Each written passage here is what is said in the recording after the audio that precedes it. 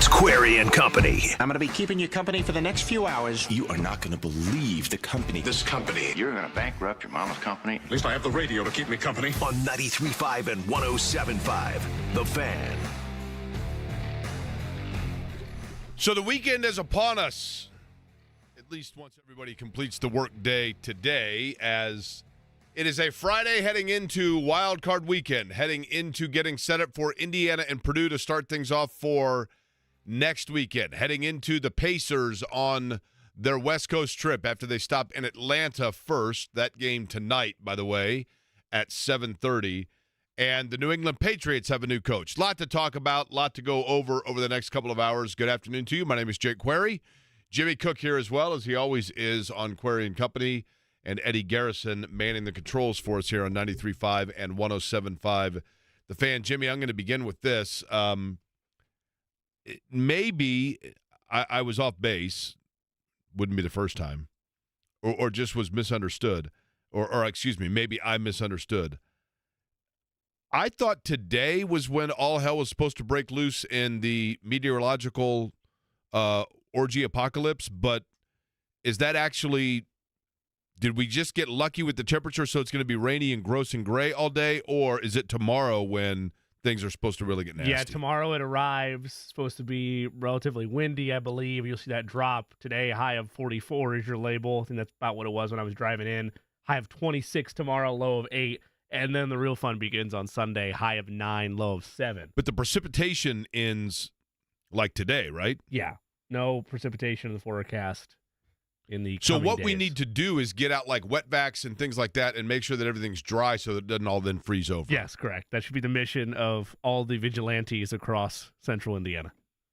So if you're out and traveling, especially this weekend, certainly be careful. Look, I hate cold weather. I hate the wintertime, but I would rather it be cold and just gray than precipitation. Even at this point, snow, I guess maybe one snow is kind of nice for a day because we haven't really had it to look at yet. But after that, like, I'm done with it, right? Yeah. You're wearing your Chiefs shirt, I notice. I am wearing a Chiefs shirt Now, today. You're right, Jake. Now, I'm going to pull a Damone to Ratner here when we show up at the house to go swimming. Did you just get that out of the hamper? It was in Maybe the closet. you know Look, it's stacked with a ton of shirts. It is wrinkly. I was self-conscious about it. Now it's you know valid. What? Thank you. I appreciate it. I'm going to defend you here. It's not even that. I don't think it's wrinkly, to be honest with you. There are so many shadows coming off of your microphone onto your shirt that's what makes it look such. I don't think it's as bad once you put. It was the shadows of the of the microphone. I'm like, good Lord. I think that you're honest enough to not just say that to make me feel better. I think you genuinely do think it's the shadows. No, you know I what? appreciate it. I don't iron T-shirts, right? Right. I hang dry them, though, which sometimes helps. Sure. But I don't dry them because, like you, my torso is large enough that I don't want anything to shrink. Right. Yeah, I hit it with some Downy wrinkle release spray before I left today, just in case. Okay. So you are wearing your Super Bowl champ. Is that which Super Bowl championship is that? this is from this past February. Is that a good luck charm for the weekend? I mean, this is the last time, other than for a retro vibe, that I could break it out because it's not a workout shirt. It's just a general casual wear shirt, and I'm not a big guy of wearing championship shirts when you didn't win a championship. A couple years go by, yeah, you bring it back out. It's a retro shirt, but for now, this is the last wearing of this T-shirt potentially, depending on how things go for Kansas City tomorrow. So there's the backstory. One of the most difficult things in sports, I think, would be to replace a coaching legend. And I was just talking to somebody about this today when it comes to Nick Saban. You almost feel like Alabama may be in a situation where, and I think, it's a little bit different because Saban is retiring. So it's not like it's not like the Bob Knight situation where Knight was fired and you felt like they kind of had to go with an interim to kind of bridge things and that would be a difficult thing for whoever it was going to be. But even still, one would assume, while Alabama is the creme de la creme in college football, and they may well get a Dabo Swinney or, one of the more established names, Lane Kiffin, whatever it might be. Can we talk about one thing with that, by the way, that whole list that came out yesterday? I'm sorry, because I know I'm a Notre Dame fan, and like there is a respect there to some extent. Tommy Rees is not going to be the next head coach of Alabama. Well, hear me out here. You think there's a path? Hear me out. Okay. There is some truth to the fact that when you have a job that is that high profile, that there may be a strategy or a thought process of, look, a big-time veteran coach is going to look at that and go, I don't need, like, I'll take Dabo Swinney, Lane Kiffin, one of those two guys, right? Dabo Swinney's like, look, I'm making $15 million at Clemson. I've won 2 national titles. I'm the face of this program. I don't need to go into a place where automatically I then become number 2 at best. Number 3, really, at Alabama, but number 2 of late. So there might be a thought for a school like that of it may be in our best interest to get a young guy to give him 2 or 3 years to see what he has, and then if that doesn't work out, then we go land another whopper.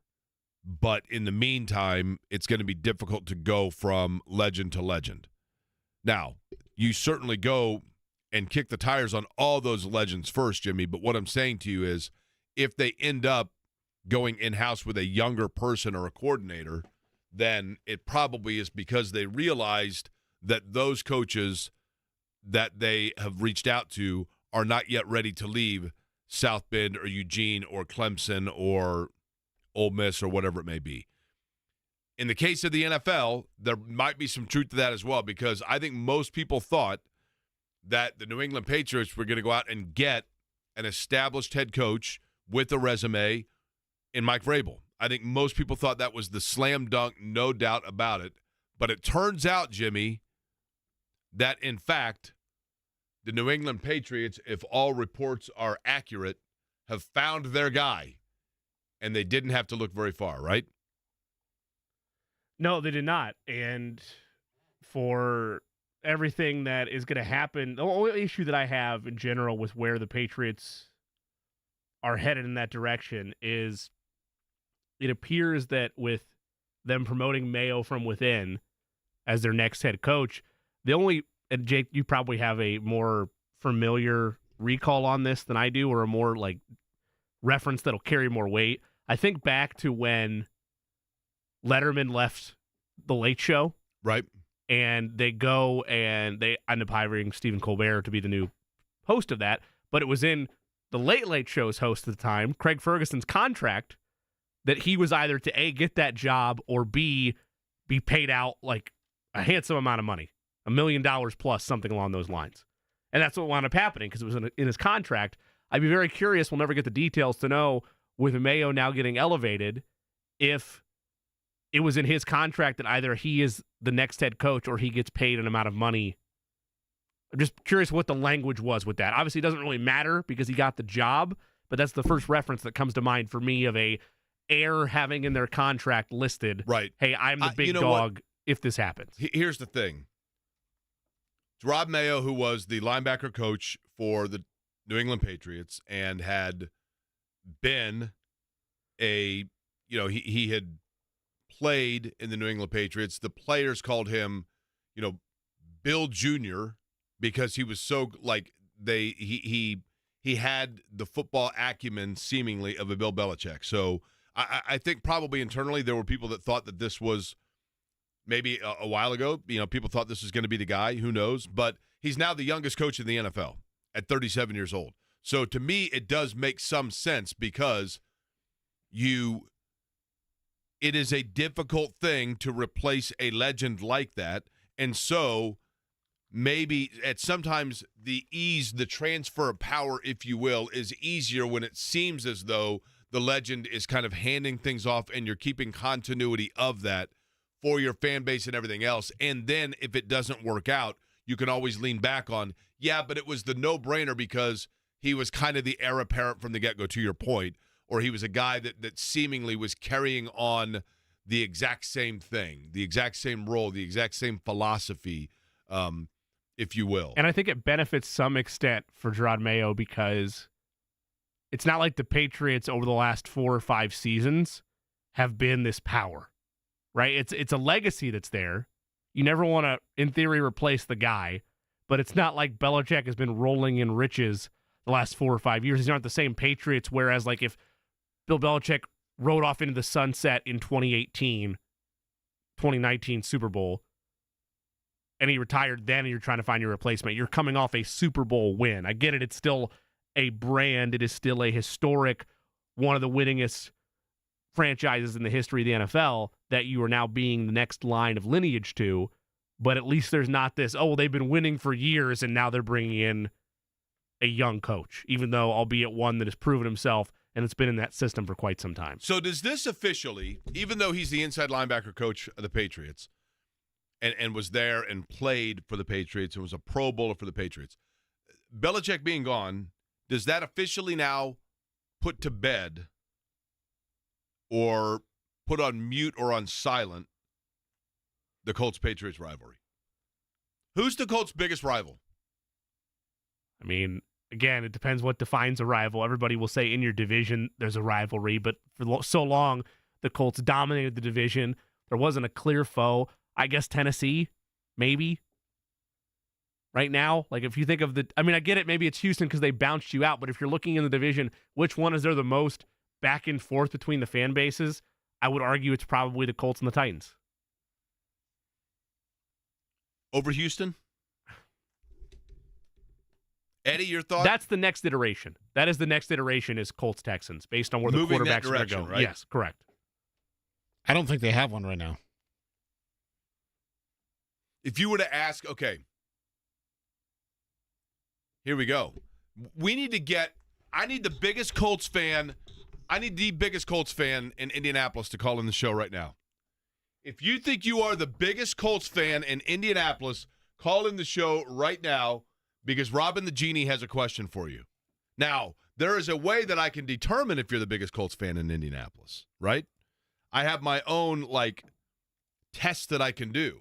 If you call it 239-1070, I can determine whether or not you are truly a Colts fan or a Colts fan poser with one of my favorite trivia questions in Colts fan history.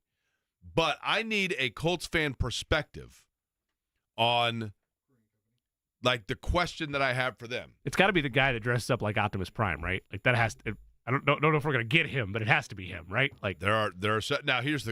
I could ask the question. My ultimate entry test at the pearly gates of Colts fandom is who was the first ever draft pick in Indianapolis Colts history. If you know the first draft pick in Indianapolis Colts history, you are an OG, right? You are, or how about this? Since we're heading into playoff weekend. Super wild card weekend, Jake. Super wild card weekend. Who was the first, if you know this, I'd be impressed. Who was the first team the Indianapolis Colts faced in the playoffs? Who was the first playoff opponent in Indianapolis Colts history? That's probably a better and less esoteric question than knowing that Leonard Coleman, the defensive back out of Vanderbilt, was the first ever draft pick of the Indianapolis Colts. But I'm not gonna even necessarily give trivia, since I just did it on the air, for proof. I'm just gonna trust these people, right? I'm You're gonna feeling trust these folks. I like it. Now, Jimmy, you took the calls. I did. Get ready excuse me, Eddie, you took the calls. There's a Jimmy on there. Sorry. Okay. I will allow you, Eddie, to tell me which of these you think we should go ahead and let them. They're going to have a conversation with Robin the Genie, by the way. Mm-hmm. Okay, Robin just sashayed his way into the building. Okay. He magically appears from time to time. So, which person, Eddie, between these did you feel the vibe was in fact the biggest Colts fan listening at the moment? Show's over at 3. I know. I'm going to go with Paul. All right, Paul. Paul, what's up? What's up, Jake? Now, this isn't Paul the mailman, is it? This is the director of giddiness. Yeah, I love that. Let's go. Paul, the director of giddiness. All right, Paul. Now, we're going to let you talk to Robin the Genie in a minute here, which is a historic moment, Paul, because you are not only director of giddiness, but, for you to be able to talk to our director of future forecasting is something in its own right. But, Paul, I'm curious of this.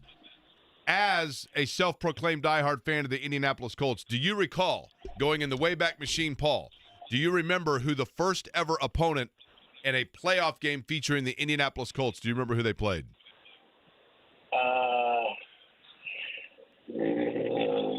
Let me see. That was when we got, if I'm not mistaken, Eric Dickerson. That is correct. They were divisional winners. I want to say either the Steelers or the Browns. I'm not for certain. Now let me say this, Paul. Let me say this, Paul. Buffalo? Paul, of those two guesses, go with the one that your name most closely associates with. Well, I guess Pittsburgh. Oh, come on, man. Who are the Browns named for? Oh, Paul Brown Stadium. Okay. There we go. There we go, Paul. All right. That's Cincinnati. Cleveland Browns. Oh, that's Cincinnati? Okay, Cleveland Browns. Cleveland Browns is correct. Okay, so. Well, Eddie, I'm a Colts fan, not a Bengals fan. All right, Paul. Robin the Genie has walked in and has a question for you. Are you ready? Let's go. Paul, it is me, Robin the Genie. My question for you, my friend, as the director of giddiness while you supply happiness to the people of the 317. As a reward for you, I have the ability to pick one team that will never again defeat the Indianapolis Colts. Which team awakens in you so much disdain that you would hope that they never again are able to beat your beloved Blue Horseshoe? Good question from Robin. Good question, Paul. That's a good way of measuring it.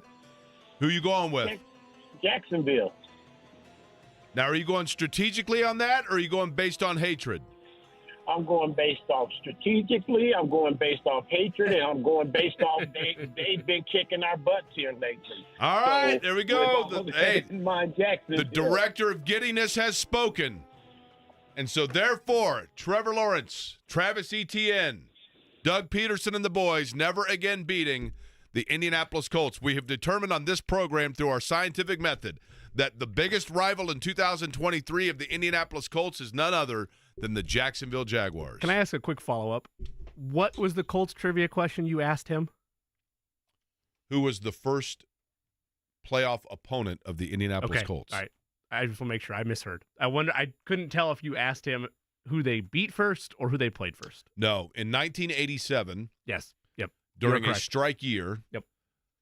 the Colts, who had acquired Eric Dickerson, were beneficiaries of the fact that there was a strike-shortened year, and they had a quarterback in Gary Hogeboom that crossed the picket line and played in the strike games. So the Colts went, I believe it was either 2-1 or 3-1 in the AFC and to win the AFC East, got into the playoffs and went to Cleveland with, and by then Jack Trudeau was quarterbacking them. Went to Cleveland and played pretty well actually, and were defeated by the Cleveland Browns. But that was the first playoff game in Colts playoff history. Marty Schottenheimer and the Browns. How about that? It was. I remember. It was a day. It looked a lot like this outside in Cleveland. It was just a muddy kind of a slop fest, and the Colts just couldn't get their bearings. But it was very surreal because, they had been a sleepy franchise. They were a franchise that came here and were not very good, and they had, we still didn't feel like an NFL city. And they made that run, and then the next year is when Monday Night Football came, and boom, they were off and running. And that was short-lived, though, because not long after that, of course, they traded away.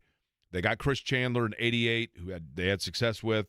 They ended up trading Chandler along with Andre Rison, along with Chris Hinton for Jeff George, and we've had that conversation a gabillion times. Nothing like having the brilliance of trading your best blocker, your best receiver, and your backup quarterback, it would have been, your veteran quarterback for a quarterback who then had nobody blocking for him and nobody to throw to. And the rest is history. But it is interesting, though, because I was curious, though, with Belichick gone and Brady gone, does that in any way, shape, or form change the mindset about No, I mean I think you'll always Patriots? I think you'll always still have a disdain for the Patriots if you grew up during that era, if you were raised to hate New England the way that those matchups raised you to be.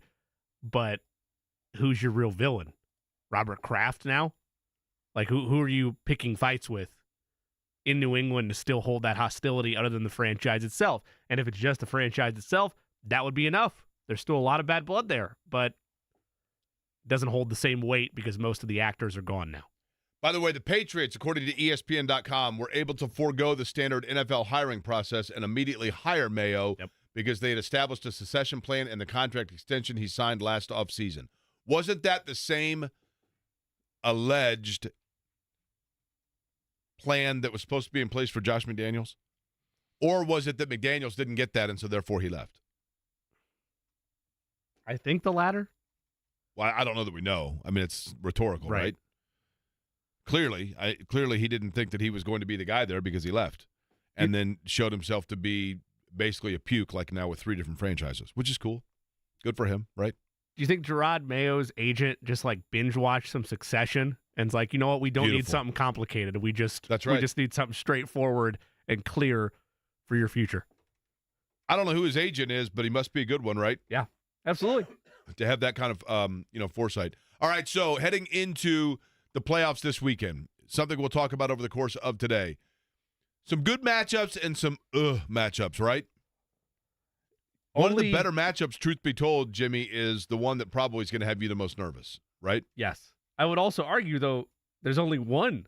No, 2. I forgot about Tampa Bay. Okay, 2 matchups. So that would qualify for a couple. Okay, here are the matchups. Now, when we do this, we're going to do this in the form of 1 to 5 stars. All right. Okay, 5-star is your Conrad. 1 is your, I shouldn't say that and disparage a motel, like a lower form motel. 1 is your drive-up hourly rate motel, okay? Game 1, Green Bay at Dallas, 1 to 5-star. 2. Ooh, I think it's better than that, don't you? All right, 3. I would go. I'm not going higher than that. I don't know about the Packers. Like they were inconsistent at times throughout the season. But here's the thing. Get it, they're there. There are storylines about it that are intriguing. Yeah, Mike McCarthy, Packers. I understand. And I think Jordan Love is playing at a high level. Yeah. And Dallas has just kind of a stigma to overcome, right? Their stigma to overcome, though, is in the real money rounds. It's not in wild card weekend. But still, you have to get there first, right? And this is a team, I think that there is some of those years. It's a little bit unfair.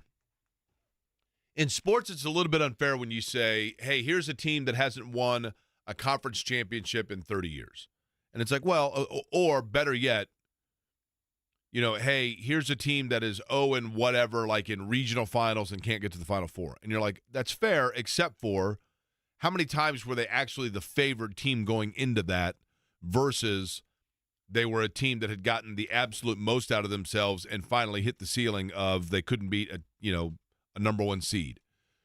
In the case of Dallas, there are a lot of those years that we look at and they might have been like, getting to the conference championship may have been their ceiling to begin with. This is a team that I think some feel can go to the Super Bowl. Yeah. And so for that reason, the pressure starts now. And they're going against a guy in Jordan Love that seems to be a totally different quarterback than he was at the beginning of the year. And so there's a lot of question mark of which Jordan Love do you get, and is Jordan Love a permanent fixture now? This is a big test as to whether or not Jordan Love has arrived. I agree with that part, but the reason the Cowboys thing is fair, you say it's unfair at times to say making a conference championship game like that's a heavy bar, and is that fair or unfair? The reason it's fair is because every year of my existence has been, this is the Cowboys' year. How about them Cowboys, baby? They're going to make the run. And every year they find a way to disappoint. It doesn't always happen in the wild card round. Like I expect them to get out of this round and be in a divisional matchup, but that is why their expectations are where they are, because it's forced upon, and that's the expectation that they want to have out of Jerry's world. Okay, another game that's interesting, I think, and it might be one of the more interesting ones, is the Rams at Detroit. Let me tell you something. The Fighting Dr. Mottmans of Detroit, the Lions. So Mottman, my cardiologist, is born and raised Michigander. Diehard Lions fan. Okay? And from the time I met him, every other conversation we have, we're talking about one of two things. Either how my heart sucks or the Lions are making his feel that way, right?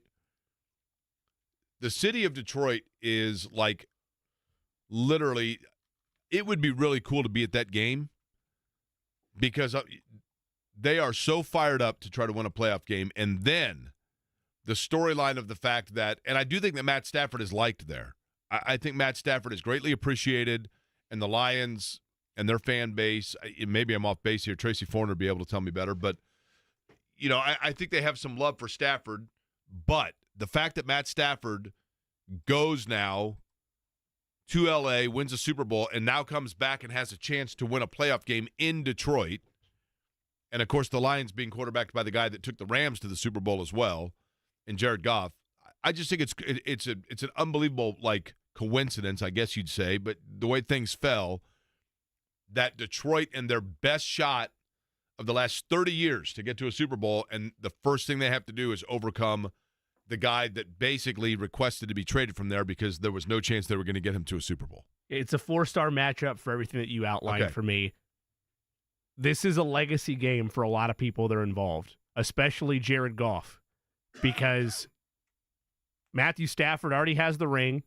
Detroit sent him off because they were under the realization that his time there was capped. They weren't built for him to contend. They needed to speed up their process, and they were going to ship him off to L.A., who was going all chips in to go win a Super Bowl, which they did. The Rams have already won that trade because they achieved what they wanted to do, and Stafford has still looked sharp at times, even as the Rams have kind of regressed around him post that Super Bowl win over Cincinnati.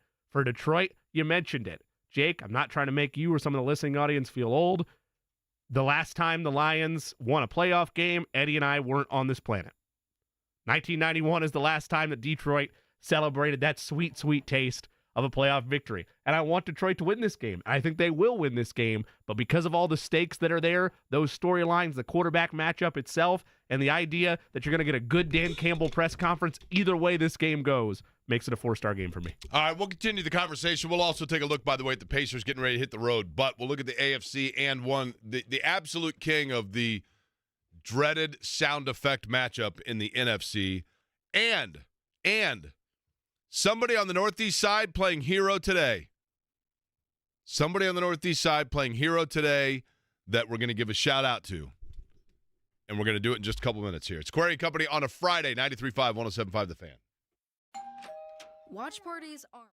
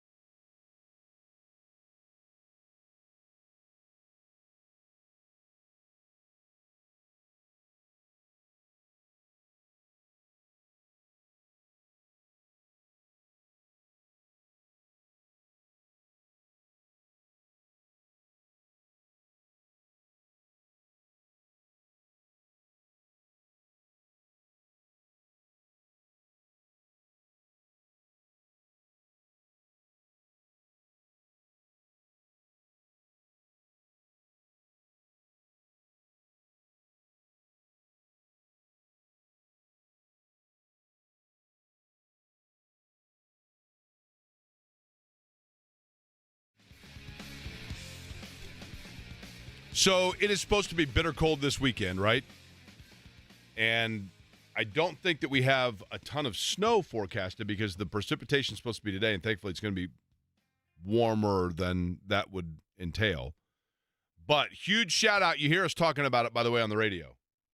How about Love Heating and Air? Love-HVAC.com. Shannon's Furnace, which is like as old as I am, on the kaput. She was freaking out. Thermostat was dropping. Called Love Heating and Air. 24-hour on-call maintenance. Went out. Taken care of. Back to warmth, baby. So we'll be watching the playoffs this weekend in the comfort of a room temperature house. But that's what you get from Love Heating and Air, right? 24-hour on-call maintenance for all of their customers. Love-HVAC.com. Thank you so much for taking care of the house for Shannon and making sure that we are good to go, and Joe and Kobe notably are comfortable. But for all of you, they're going to treat you the exact same way. So that's what you get from Love Heating and Air. Appreciate their getting out there and getting that taken care of. Okay, NFC, the biggest – and by the way, before we get to that, let me ask you this. Is it just me? I'm going to ask a rhetorical question for our listening audience. When you think about elementary school, doesn't it seem like – and I think this is actually a fascinating phenomenon that happens to people psychologically. When you're a kid, you want snow.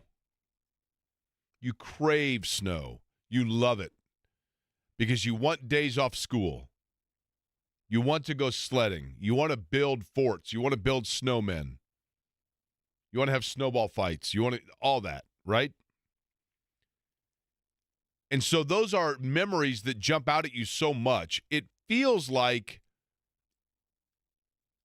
and I'm curious if I'm the only one that feels this way. No matter what your age is, unless you're a young person right now, to me, it seems like we had far more like snow accumulation days from 1978 to 1990 than we have in the last 12 years. And no, I'm not getting into some global warming thing. I'm not saying that. But I think it's because there would be no reason for me to have standout memories of other winter events of my childhood. But I do remember the days of the excitement of a snow day and back in the old days, hearing your school named on WIBC or seeing it on the lower ticker during Good Morning America and rejoicing that, in fact, school was out for the day, and then spending the entire day in the yard with your siblings and the neighborhood kids doing stuff. I can be an old man about that kind of now, too, because I also got the lower ticker on the television, and now for a lot of people, it's a tweet, it's a notification. Totally. Those days of sitting by the TV, fingers crossed. Oh, man, it was such a big deal, like, to hear it on, and Little Chicken Preschool, by the way, the sky was always falling for those people. They got off, like, literally one snowflake. It was unbelievable. But it does seem like that we had far more snow in my childhood. But I think that everybody thinks that because you have immediate memory recall of, and it was probably like 2 snowstorms per winter, but they jump out and you remember them vividly. Whereas I couldn't tell you last year whether we had 1 or 2 because it's not life altering like it is now. Now I realize that with COVID and it's a totally different world now with school closings and online. I get it. When's the last time you made a snow angel? My mom was the queen of my mom. I remember as a kid being in the car with my mom and it was snowing and my mom was like, we have to do it. And she pulled over like on the side of it was a slow road. We lived in Shelbyville. So like there was nobody around. She pulled over like in like the country road and got out so that we could do snow angels. It's awesome. Loved them. But it's been a while. Probably. When's the last time you did one? Probably high school. I mean, they're pretty cool, right? Oh, yeah. Just in general, like, okay, when's the last time you went sledding? Oh, man. Definitely like maybe freshman year of high school. Maybe doesn't it junior feel high. like it's been forever since we've had and I know we haven't. I realize that, but I just think that it's a natural thing to automatically feel like in your childhood, well, back when I was a kid, we have way more of those. It's not that. It's just you remember it more because, you.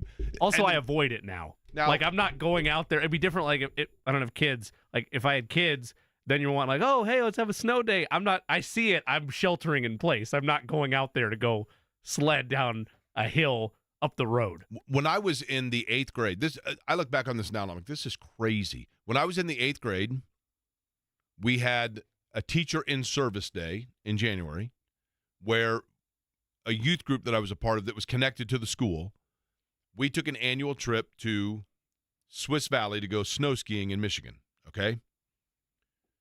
So we all met at the marsh at 62nd and Keystone, RIP, it's now a Big Lots, got on like Greyhound buses and took off.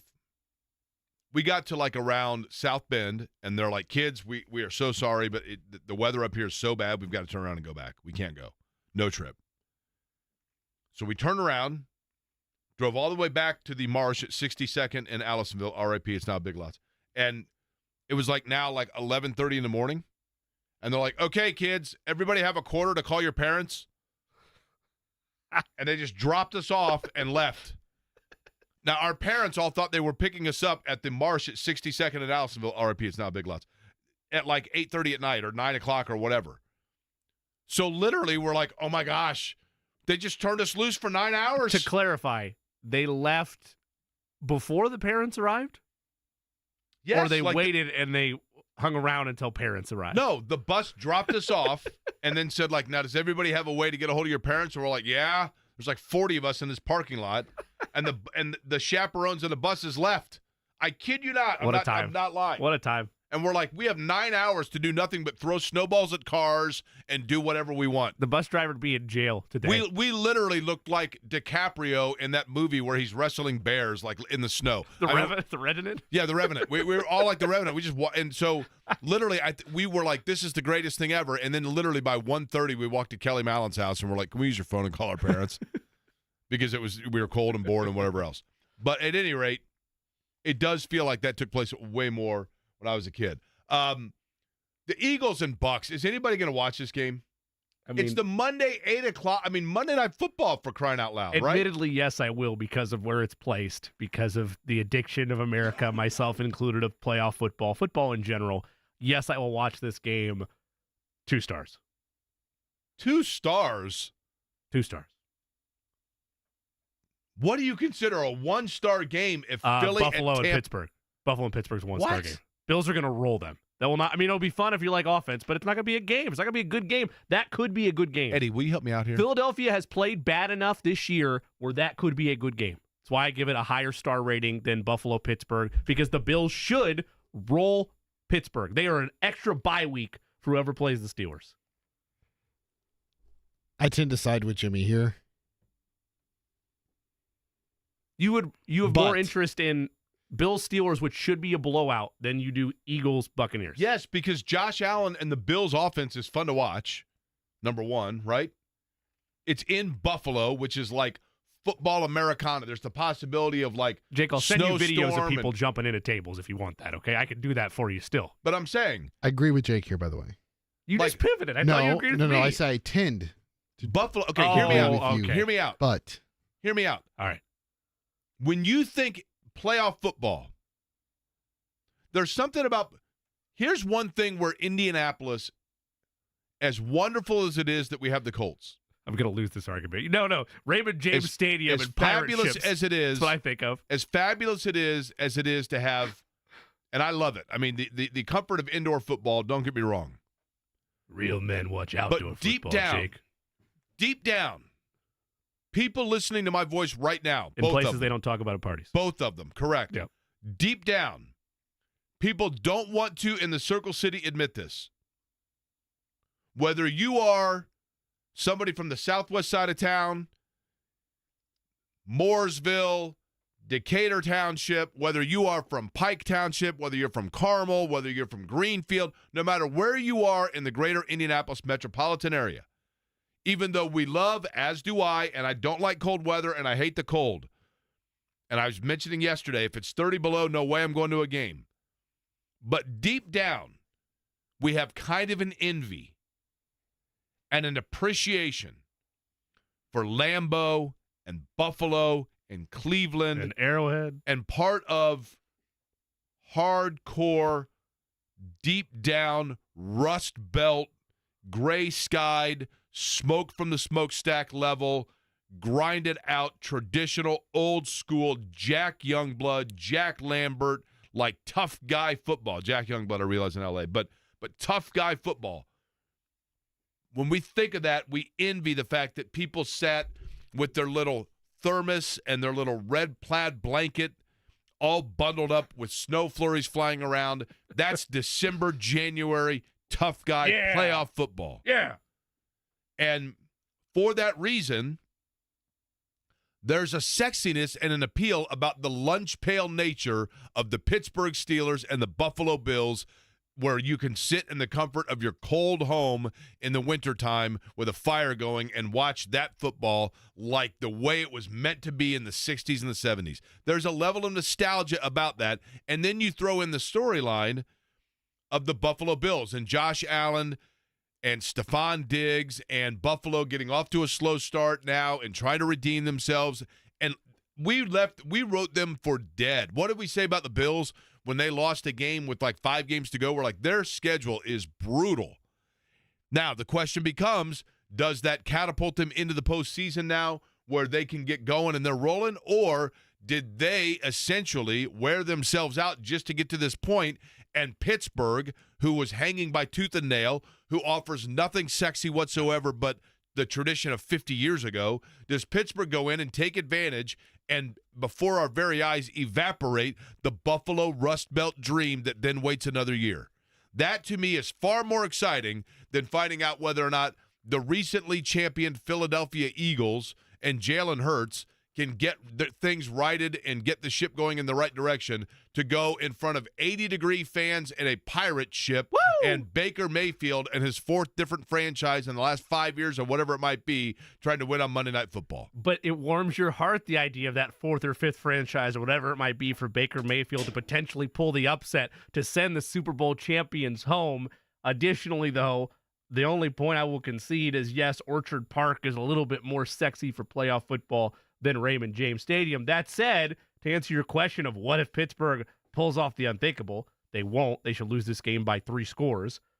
But if they do, Sean McDermott does not get to come back on the plane. You said Xavier Johnson didn't get to come back from New Jersey. Well, Sean McDermott's already home in Buffalo. He's not getting back into the coach's lounge. That room is locked if they somehow bottle this matchup against Pittsburgh.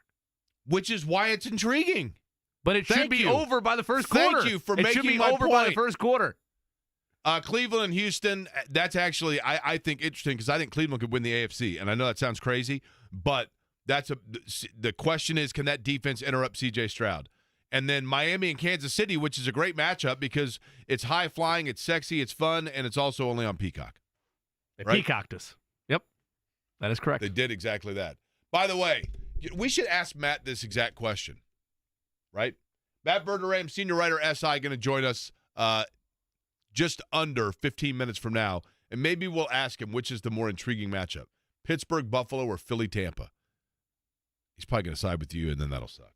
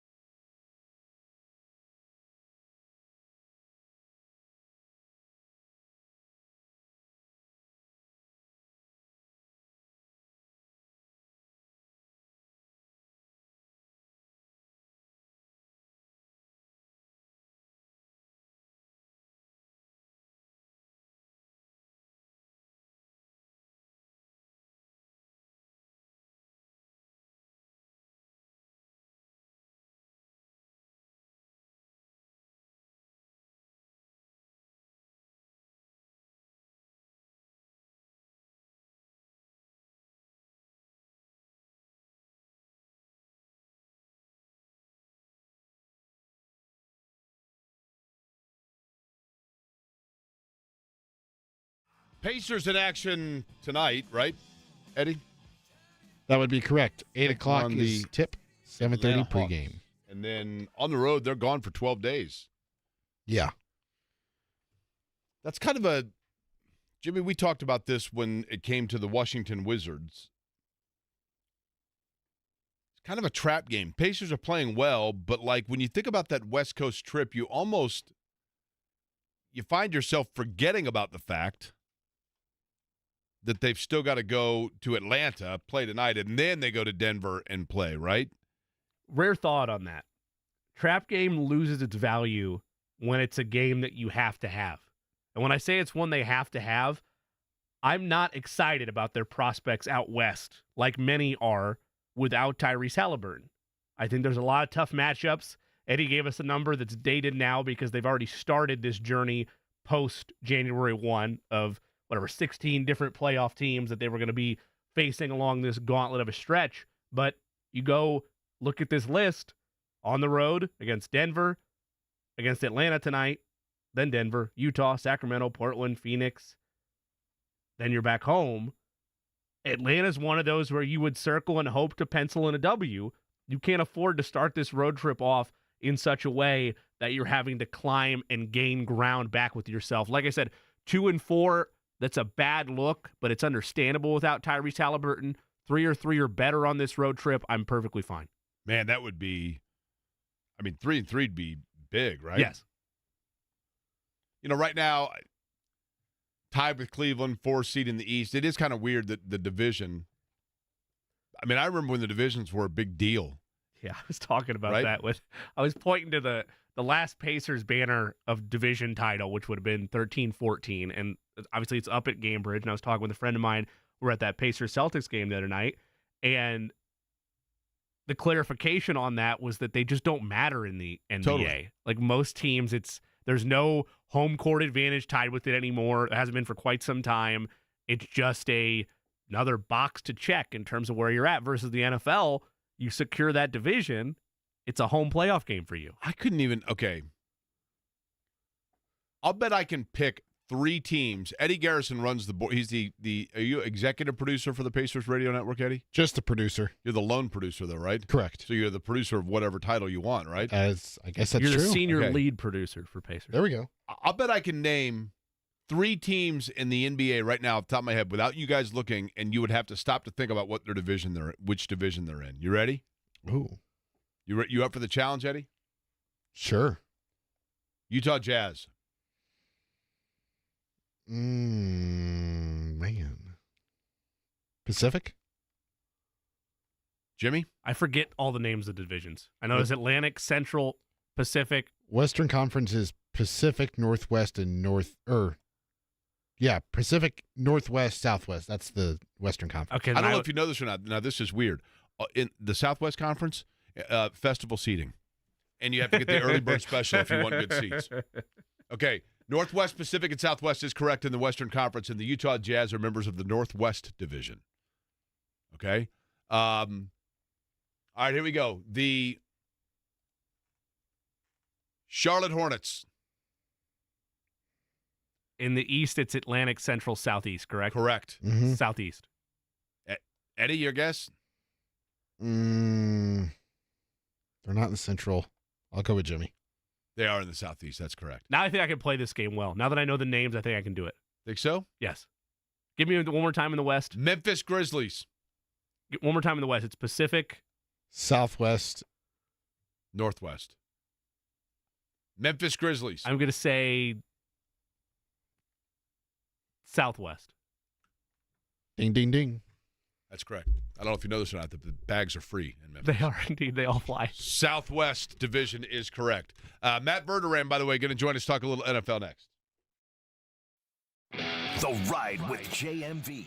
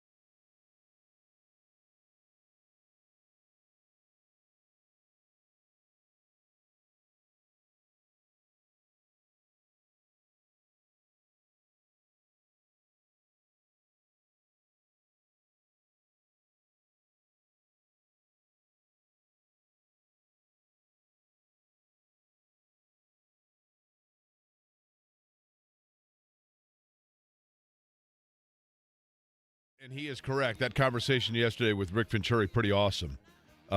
Just in terms of a pretty candid, raw, transparent dissection of the Colts NFL season that has come to a close as Indianapolis now sits and watches Super Wild Card Weekend getting underway. Now, how's it Super Wild Card different than the Wild Card? It's like Wild Card plus extra Wild Card, right? It's like asking how Mario Brothers is different than Super Mario That's World, right. Jake. Come on. Matt Verderame is an NFL writer for Sports Illustrated. At SI Now is their Twitter account. He is at Matt Verderame. That's MattVerderame, and he joins us now on the program. Matt, I'm going to begin with a kind of an elementary question, I guess. In the NBA, there's always talk about how the playoffs, like the level of play intensifies. Hockey as well. Because defensively, teams, I think, really clamp down and you get less of a free-flowing style. Football's a little bit different. I guess the question would be, is playoff football any different in terms of, like, schematically what teams want to do or try to do, or is it pretty straightforward from what we saw through 17 games?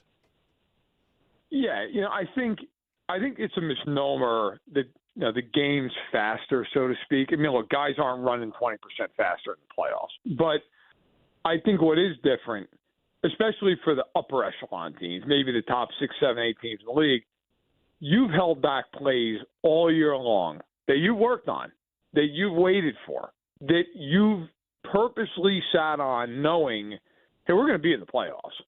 And when we get there, we're going to have these 30, 40 plays that nobody's seen, that are unscouted looks, that we're going to unleash on third down, in the red zone, in the opening script. I think that's the difference.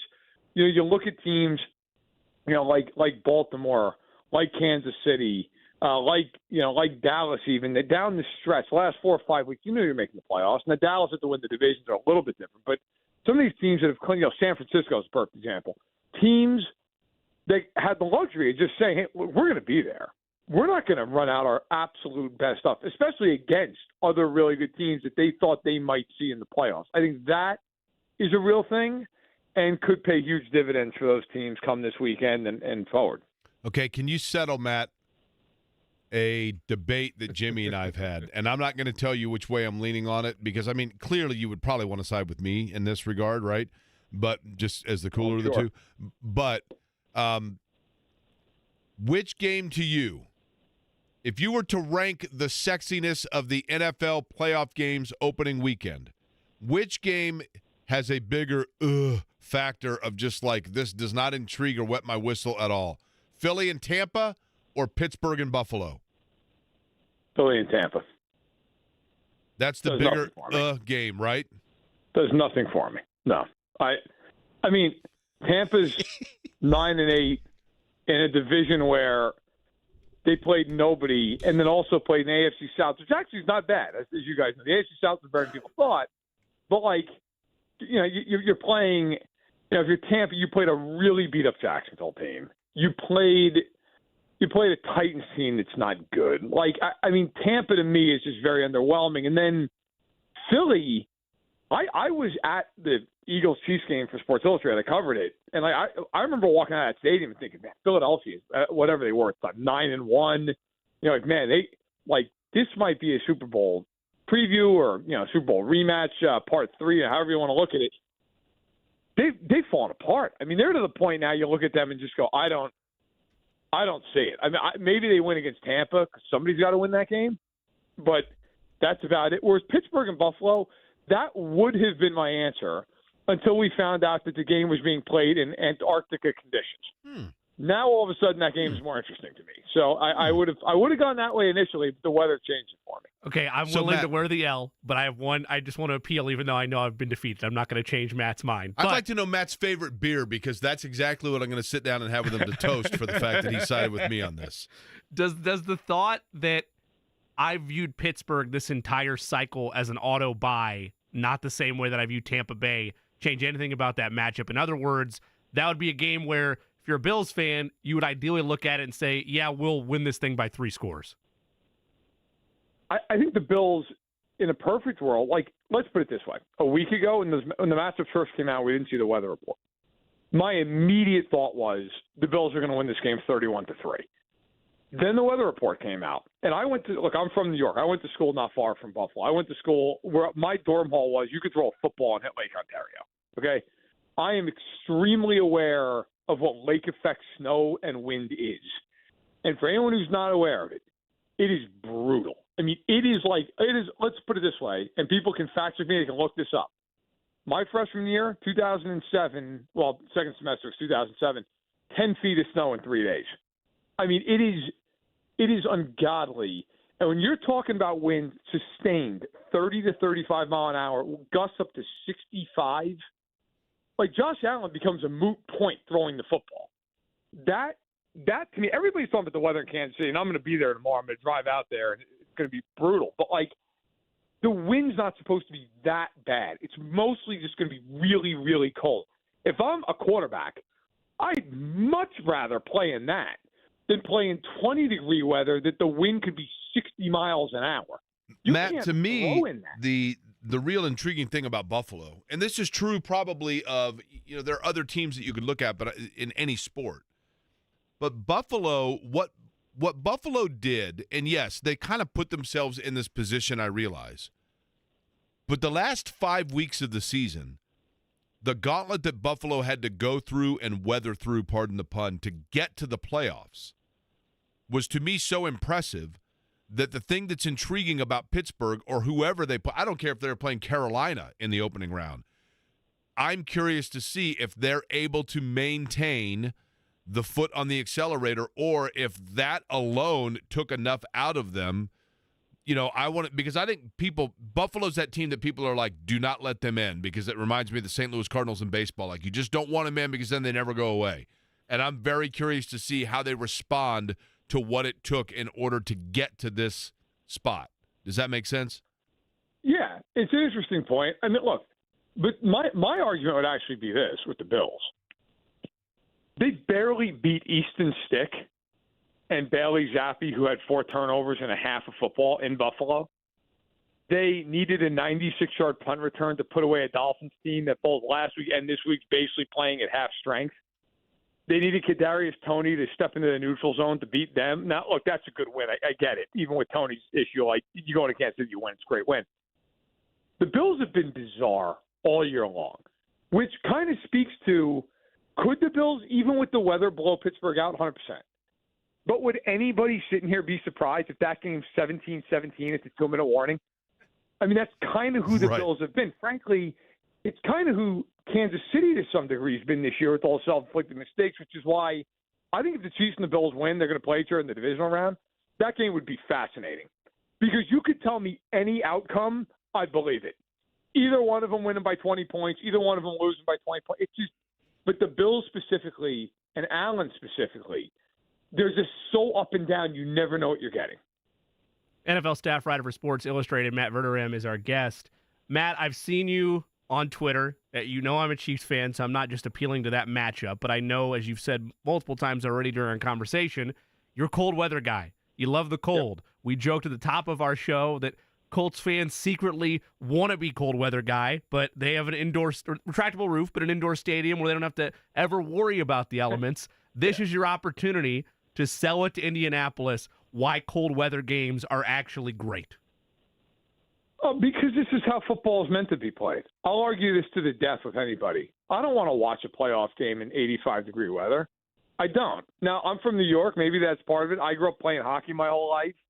It was not uncommon to play outdoors if it was 5 degrees. You put a hat on. Fine. Like, I mean, to me, that's what's so fun about this. I'm getting to Arrowhead Stadium with the game kicked 7:15 Central Time. I'm going to get there at about 4 o'clock. And I'm just going to walk around the parking lot and talk to people and hang out for the first hour and a half before I go into the stadium. Like, I'm going to embrace it. And look, it's cold. It's really cold. I'm not trying to downplay it, but I think that's part of the magic of this. Where would you rather watch a playoff game? Lambeau Field or Mile High or Arrowhead or down in Miami? I said There's no drama. Matt, were you listening to the first hour of the show? Because I swear that's exact. I mean, you are a one. I said in Indianapolis, Colts fans listening don't want to admit it deep down, Matt. But as much as it is super convenient and nice to be able to park your car and walk inside when it's 10 degrees outside. But I think there is an envy, and part of the magic and the lure of playoff football is snow flurries and cold temperatures and like bundling up by the fire watching on television a bunch of people sitting outside in Rust Belt ugly weather, right? That's the whole beauty of it. 1,000%. I think the person who decided that the Vikings were going to move indoors, that person should be put in prison. Like that, to move that team from the Met when they had Bud Grant in the 70s, freezing, hey, we're going to move indoors. Why?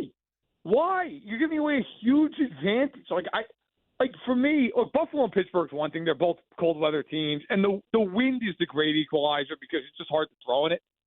If you're Kansas City, if you're the Chiefs, you want that game. You hope it's -10. I mean, you don't. What do you care? You know, you got heated benches.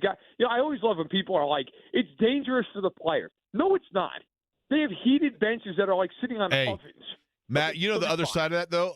The other side of that I always laugh at is when people are like, this is a huge advantage for Green Bay versus Miami, which in theory you're right because they're practicing it all week. But then I think about it and I'm like, 90% of Green Bay's rosters from like Florida, Clemson, right, and Florida State, right? You know what I mean? So, it all balances out. It does. The only thing I think that it is a real advantage is when you're one of those teams that you like, for an example, Buffalo this week has practiced indoors all week. The Chiefs have been outdoors all week long.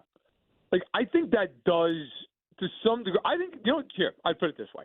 I think it's more of a mental advantage because you're told all week, this benefits you, this benefits you, this benefits you. And if you're Miami, all you've heard all week, I mean, I've followed multiple beat reporters who have been talking about should they move the game, should they change the time of the game. I think it's so in your head. Like, by the time you get there, you're just thinking about it so much. Whereas if you're the home team in that scenario, you're like, this is good. We were told this is an advantage. I think it's more mental. Now, in the Chiefs-Dolphins game, I also do think there's a little bit of Tua is more of a guy who's going to float the ball, try to place it a little bit more. I think that's a lot harder to do in a game like this. The Mahomes is just going to just throw rifle shots all over the field. Might be harder on his receivers who can't catch to begin with. But I think it probably benefits the way he plays a little bit more than the way Tua does. Matt Verderame is our guest from SI, NFL staff writer. Matt, let's say, for example, that Chris Ballard calls you and says that he wants to put you on staff as a consultant for the Indianapolis Colts. In that capacity, you would tell him that the things that the Colts most need to work on and or improve for the offseason are what? Give me their checklist. First of all, I would tell you that if Chris Ballard does that, he should probably be fired. Secondly, because if he wants my opinion, it's not good. Secondly, I would say, look, you got to keep Michael Pittman. Like, I don't care if you got to tag him, sign him, what. Like, you have to retain him. We're putting out a list of our top 50 free agents. He's certainly in the top 10. Number two, I think you got to add somebody on the other side of him. Like, Alec Pierce is fine, but Alec Pierce probably is in the top tier number two. I like Josh Downs a lot. I think Downs might be that number two guy, but I think you want to surround Anthony Richardson on his cheap deal as much as you possibly can with talent.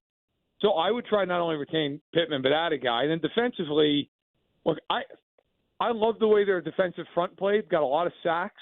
I want to see them add a guy in the secondary who's a difference maker. I want to see them go out and find a corner who, whether it's a first-round pick, whether it's a veteran guy, like somebody who can go in there and play at a really high, like somebody who's a Pro Bowl caliber player. Because I think, in that scheme, in that system, you need to have corners, obviously a lot of zone, but you got to have some guys who can really change the picture for the opposing quarterback. So I'd like to see the Colts improve on the perimeter on both sides of the ball as much as possible. Matt, I know this is somewhat of a tough question since you don't cover the team regularly, but this will be year 8 for Chris Ballard. And my argument kind of against him has been, yes, there's been some unforeseen circumstances that maybe have built-in excuses, the amount of quarterbacks that they've had, maybe the situation there. But he hasn't done a ton, in my mind, to show a track record of being able to supply a ton of weapons. Michael Pittman Jr. is definitely one, and Josh Downs looks like he might be. But prior to last offseason, there hasn't been a ton of body of work with that. If we're at year 8, but it's year 2 for Steichen and basically de facto year 1 for Richardson, what is a fair hot seat timeline for Chris Ballard given all that's happened in the last 8 years with this franchise? I think it's fair to sit here and say, look, they've got to get results now. I mean, this was a team that I remember early in the year. I thought Indianapolis might have the worst record in the AFC, not because I didn't like the future, but I thought, hey, look, Richardson's a first-year guy. He's raw. I love the hire of Shane Steichen the second they made it. And I remember covering the Colts as part of my training camp tour and being impressed by them. But you just kind of feel like, hey, it might be down the road. Now, they superseded, I think, just about everybody's expectations. And now that you go into this offseason, they got a ton of cap space. There's no reason, and that probably, truthfully, is the biggest issue I've had with Ballard. They've had off seasons where they've had major money available to them, and they've sat on the money. At some point here, you've got to be willing to say, look, this division is fairly wide open. Tennessee is now probably going through a little bit of a rebuild. Nobody knows what's going on with Jacksonville after that collapse. Houston is the team with Stroud that you look at and go, okay, but maybe Richardson is your version of Stroud. You don't know yet. If I'm the Colts, I don't want to be sitting there at the end of the next offseason going, yeah, we got $25 million in cap space to roll over. I don't want money to roll over. Go out and acquire some guys who are difference makers. I think sometimes teams make the mistake. They'll sign 8 middling type guys, some guys who have upside, 1-year deals with incentives, and they feel like they've improved. There's a reason those guys are available for those deals. Go out and sign 3 guys who really matter, who make a big difference. And I want to see Ballard do that. I feel like in the past he's been hesitant. He's made trades like that, like Buckner, but in free agency it feels like a lot of times he hasn't made the big move, rather made a bunch of smaller deals. Matt, if you were a guy with a lot of money to spend, you had just mentioned on SI, Matt Verderame, our guest, that you guys are listing the top 50 available free agents. If you were a GM with a lot of cap space or a lot of money in free agency to play with, you would want to be one that's looking for a player at what position? In other words, this particular free agency class is really rich where, and it's really void of talent where? Well, I would say receiver. As far as where I'd want to have to find a guy, which benefits Indianapolis. Look, I mean, you could talk about a variety of different types of players, right? T. Higgins is potentially going to be available. Pittman, of course, we've talked about. Gabe Davis is going to be out there. Darnell Mooney's going to be there. Hollywood Brown's going to be there. Keenan Allen and Mike Williams are not free agents technically, but one, if not both, they're going to be gone from L.A. because they're in a cap crunch. Both those guys are cap hits over $30 million. One of them, at least, is going to be on the move. Jerry Jeudy. I mean, I could go on and on and on. And there's a million guys. Like Calvin Ridley. So wide receiver is really deep. Now, as usual, quarterback is not deep at all. I mean, Cousins and Mayfield are the big names, but I don't think either one of them is going to get out of their buildings. I think if you're trying to find a big-time pass rusher, you're probably looking at the interior in this class. Brian Burns is the big headliner name. But then there's Chris Jones, Christian Wilkins. Those guys are guys you look at. I don't know that it's a great edge class. I mean, it's a class you look at and go, okay, it's Javen Clowney, probably a 1-year deal guy. Josh Uche, maybe a 1-year deal guy. Burns is the big prize there. I don't know that there's a ton of great edge rushers that you look at and go, that's where I'm going to find my guy. You might wait until the draft for that. Matt Verderame of NFL coverage for SI joins us. Matt, when you look at the playoff bracket as a whole, we talked a little bit on Philly. They're, of course, a Super Bowl participant a year ago. Looking at Kansas City, is there enough that you've seen from them over the totality of the season to think that their receivers are suddenly going to learn how to catch the football and maybe they can make a deep run, or will it ultimately be they were just a tick off all year? Well, I don't think the receivers are all of a sudden going to learn how to catch. I mean, if they go to the Super Bowl, it's going to be because of Kelsey, Pacheco, Rice, and Mahomes, plus that defense. I mean, their defense is second in the NFL. They're fantastic. That's the ticket. If they're going to go to the Super Bowl, it's going to be because they're lights out defensively, and you get 3 or 4 just God mode plays out of Mahomes, which is certainly possible. I put it like this with the Chiefs: you can't rule them out because they're just the kind of team they could win any game they're in. They're always involved. They very, very, very rarely get blown out. They're always a drive away. And if you have Mahomes in January with the ball in 5 minutes and you're down a score, you feel all right about it. On the flip side, would I pick them? No, I wouldn't pick them. I think Baltimore's got to be the pick in the AFC right now. But it is an interesting dynamic. Baltimore and Buffalo, are there any two teams under more pressure to win in the playoffs this year? I mean, you could maybe say Dallas. The Niners certainly have some as well. But, Baltimore's had multiple postseason failures. Buffalo is facing a cap crunch ahead. They're getting older. This team, as it currently sits, this is it. They're going to have to really remake part of the team after this year. And they've had their catastrophic moments in the postseason. The Chiefs do have the benefit in the AFC of being what pressure do we have? We've got 3 of the last 4 Super Bowls, won 2 of them. So I think they could do it. I wouldn't pick them, but I also wouldn't sit there and say they don't have a shot. They definitely have a shot. Hey, Matt, of the coaching, I think there are now, if my quick math, 6 openings. Is that right? Or are there 7 now? Because New England is filled, right? I believe it's at least a quarter of the league. Oh, yeah, that's right, because Mayo got hired. Yeah, I think it's either 7 or 8, if I'm correct. Which one do you find, let's say 2, give me the 2 coaching jobs in the NFL right now open that are probably the most desirable, and the second half of that would be the one that is most likely to be filled by Bill Belichick. So the ones that are most desirable, I can't believe I'm saying this based off the last 25 years, but Washington. Washington's a really desirable spot. They just brought in Peters to be the GM from the Niners. That's a home run hire. That is new ownership. That is ownership in Harris, who runs the Devils in the NHL. He runs the Sixers in the NBA. He has spent a fortune with both teams, and both teams have gone from complete afterthoughts to playoff contenders every year. So I think if you're looking at being a coach there, that's a good spot. They got second overall pick. You can get a quarterback. So that's one. The other one, you could sit there and argue about it. I like Seattle. I still think Seattle, that's a good culture. John Schneider's an excellent GM. I think you have some players on that roster. You've had a couple of really good draft classes recently. I like Seattle. I think that was left in a really good spot. You might say, hey, look, you got to find the quarterback. And you do. That's okay. I get that. Not easy, but possible. Those are the 2 I like the most. As for Belichick, look, you've heard a lot of smoke about maybe going to Atlanta. I get it in the sense the roster is good. The problem is you have no quarterback. And I just, if you're Belichick, you're not going to sit there and wait 3-4 years to make it happen. I mean, you're 72 years old. You got to do it now. I wonder with Belichick, if the Cowboys or the Eagles, if they lose this weekend, do one of those jobs open up?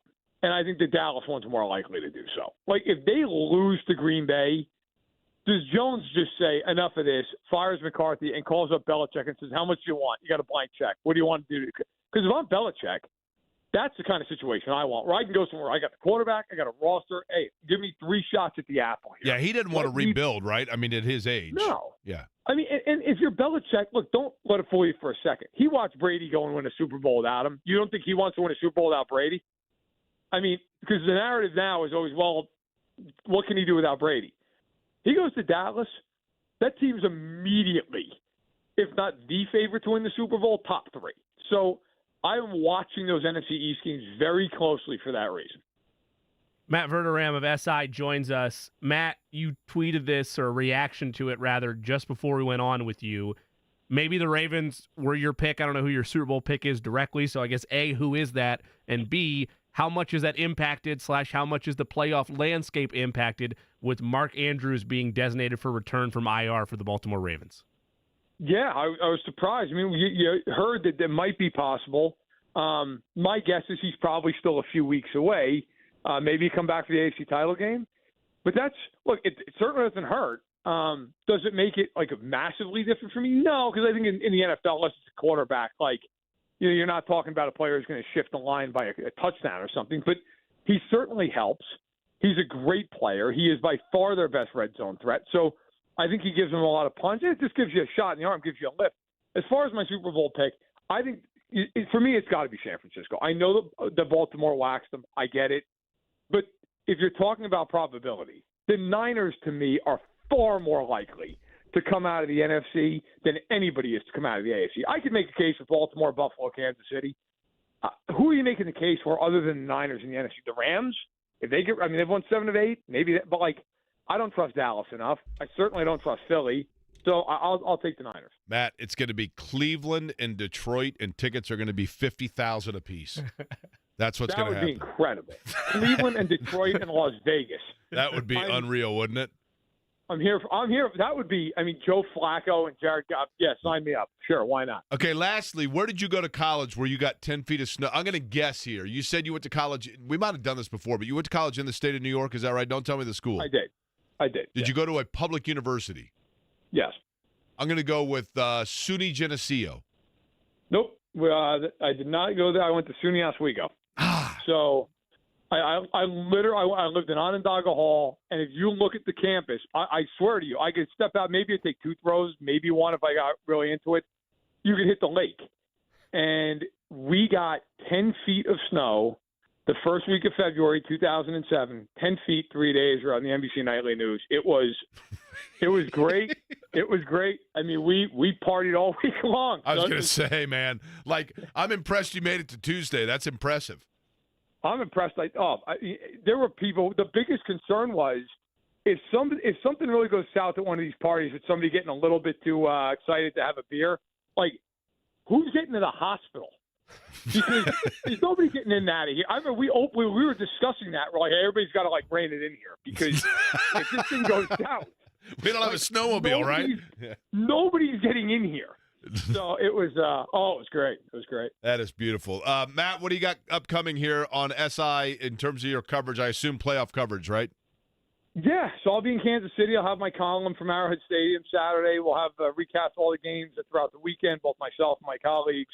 I have the quarterback rankings 1 through 14 for all the playoffs. They're going up, I believe, today. And then I wrote a piece that went up yesterday, but you can find it on my Twitter handle or at SI.com, where I talked to 4 in-the-league sources about the officiating. And I asked them, hey, look, 2 questions. What bothers you the most about it? And if you had the power, what would you change? And then I took those answers and went to Dean Blandino and had him answer on the record about what he thought. Found it fascinating. So I hope people check it out. All right. Appreciate it, Matt, and look forward to talking to you again. Hey, Matt, enjoy some brisket or some burnt ends for me, will you, please? Oh, I'm getting the 2 pounds of burnt ends the second I get there. Love it. Beautiful. Enjoy. You know, Take care. when I was I don't know exactly how old Matt was, but I would have been blaring this during my 10-foot snowfall party if I was at SUNY Oswego. And by the way, that's State University of New York. They have multiple campuses. Oswego would be the one that he was at. There was a popular song, not even popular, actually. DJ Jazzy Jeff and the Fresh Prince. Nice. In the album that had Parents Just Don't Understand. Track 2 of that album was As We Go. Okay. And it literally just starts out.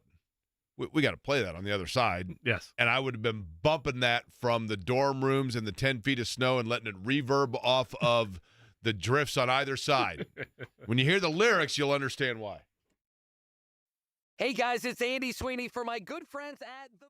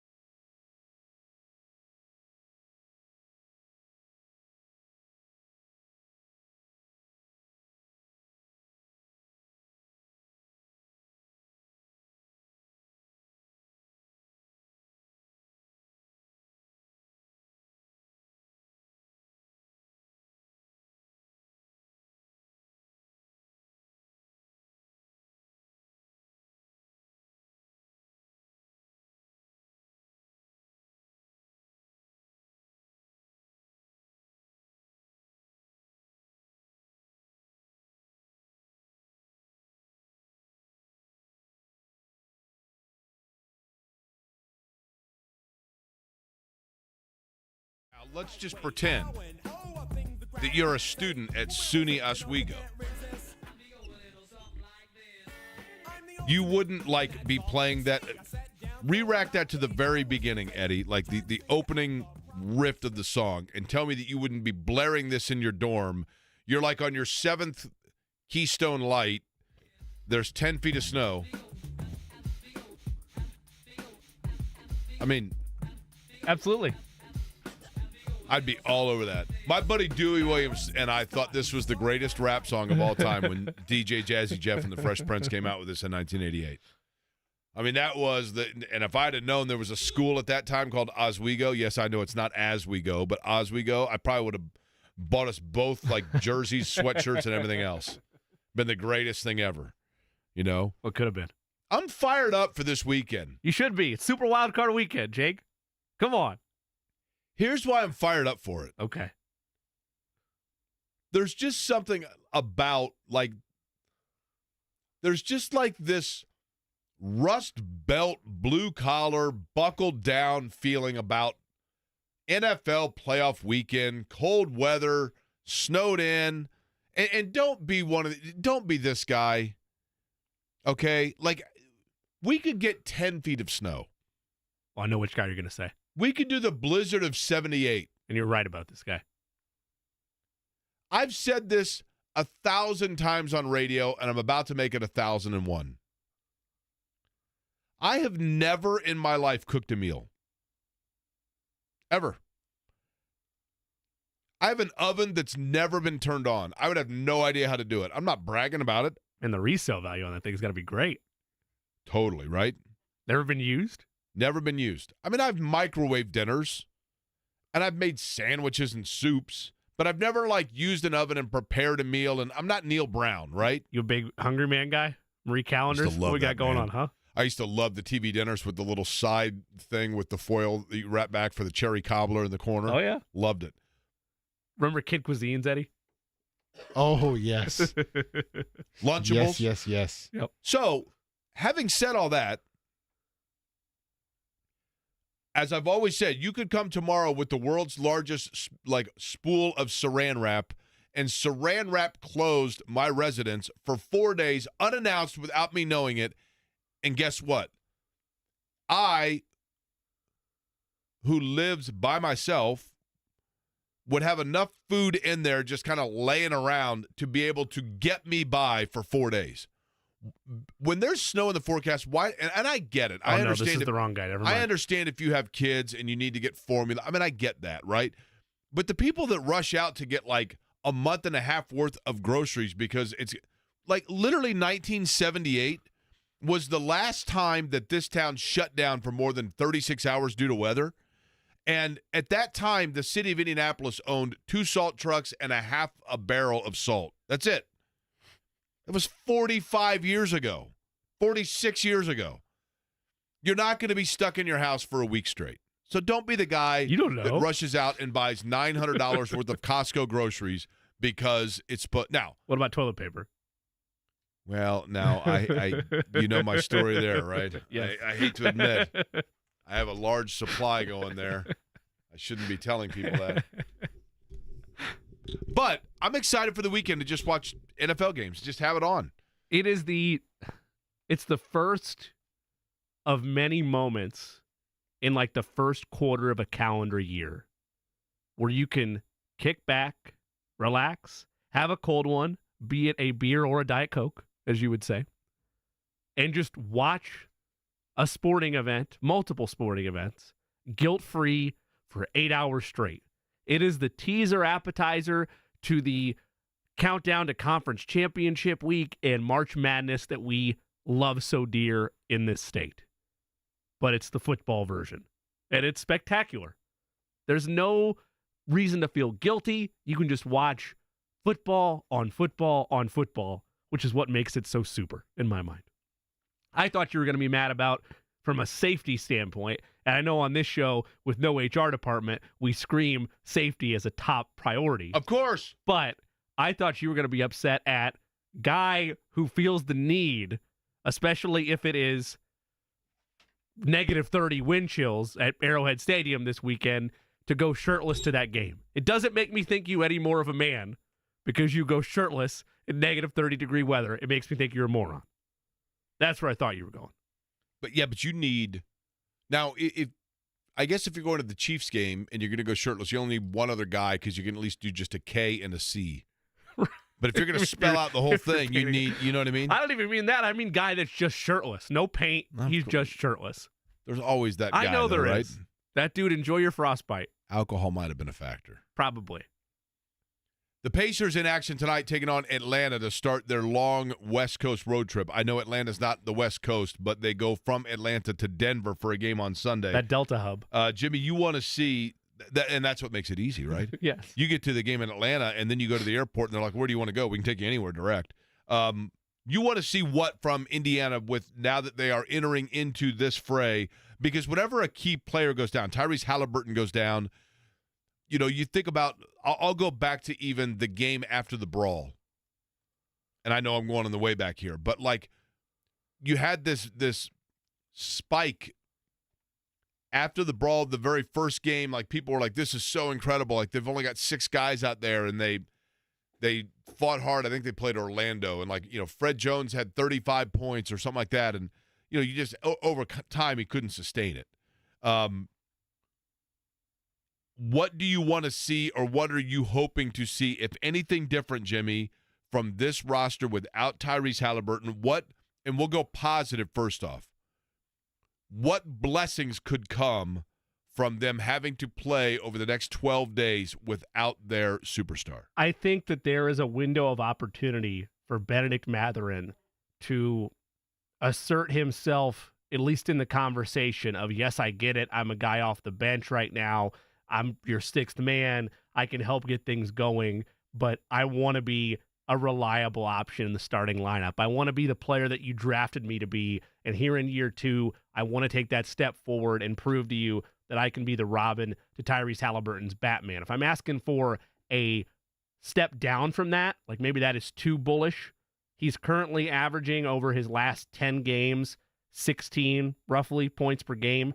I'd like to see that, like, even if it's off the bench, 20 or 25 points a night from Benedict Mathurin. Not that he's just jacking up shots and playing iso ball. I would like it in the flow of the Pacers offense, but that would be a bright spot area where I feel like there's a strong opportunity for him to take a leap forward. The other area in terms of opportunities that presents itself, in terms of projected starters right now, Bruce Brown is one of those pieces. I know he's been injured at times this year. If he can stay healthy on this road trip, this could be another opportunity to show why you invested in the championship veteran, the guy that came into Gainbridge Fieldhouse with a ring on his finger and is supposed to be a nice free agent piece that you're going to have a club option with at the end of this year. I would like to see a nice stretch of play from Bruce Brown, and I think he'll have that opportunity more available to him, regrettably, though, as it comes at the expense of Tyrese Halliburton being out. I thought JMV made a really good point yesterday off the top of his show, talking about with Miles Turner and just like, pick and roll action, and when the ball goes to a Bruce Brown versus a Halliburton, and a lot like with Malcolm Brogdon when Brogdon was here, that it felt like when the ball would go there, that there was less chance it was actually then coming back to Turner on a roll. The Tyler Hansbrough effect. Yeah, and again, like John said, not necessarily a knock on Bruce Brown, but it's an interesting point to watch. So offensively, do things slow down a little bit without Halliburton? Probably so. The thing from Benedict Mathurin that I would like to see, I think Mathurin is a really fascinating case because clearly he's a good player. And there were times last year at the outset of the season where it looked like he possibly was an elite player, right?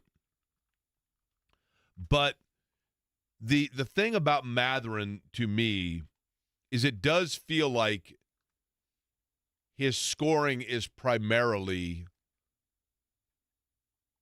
like I don't know how to word this. Like he isn't necessarily an in the flow of a half-court offense scorer.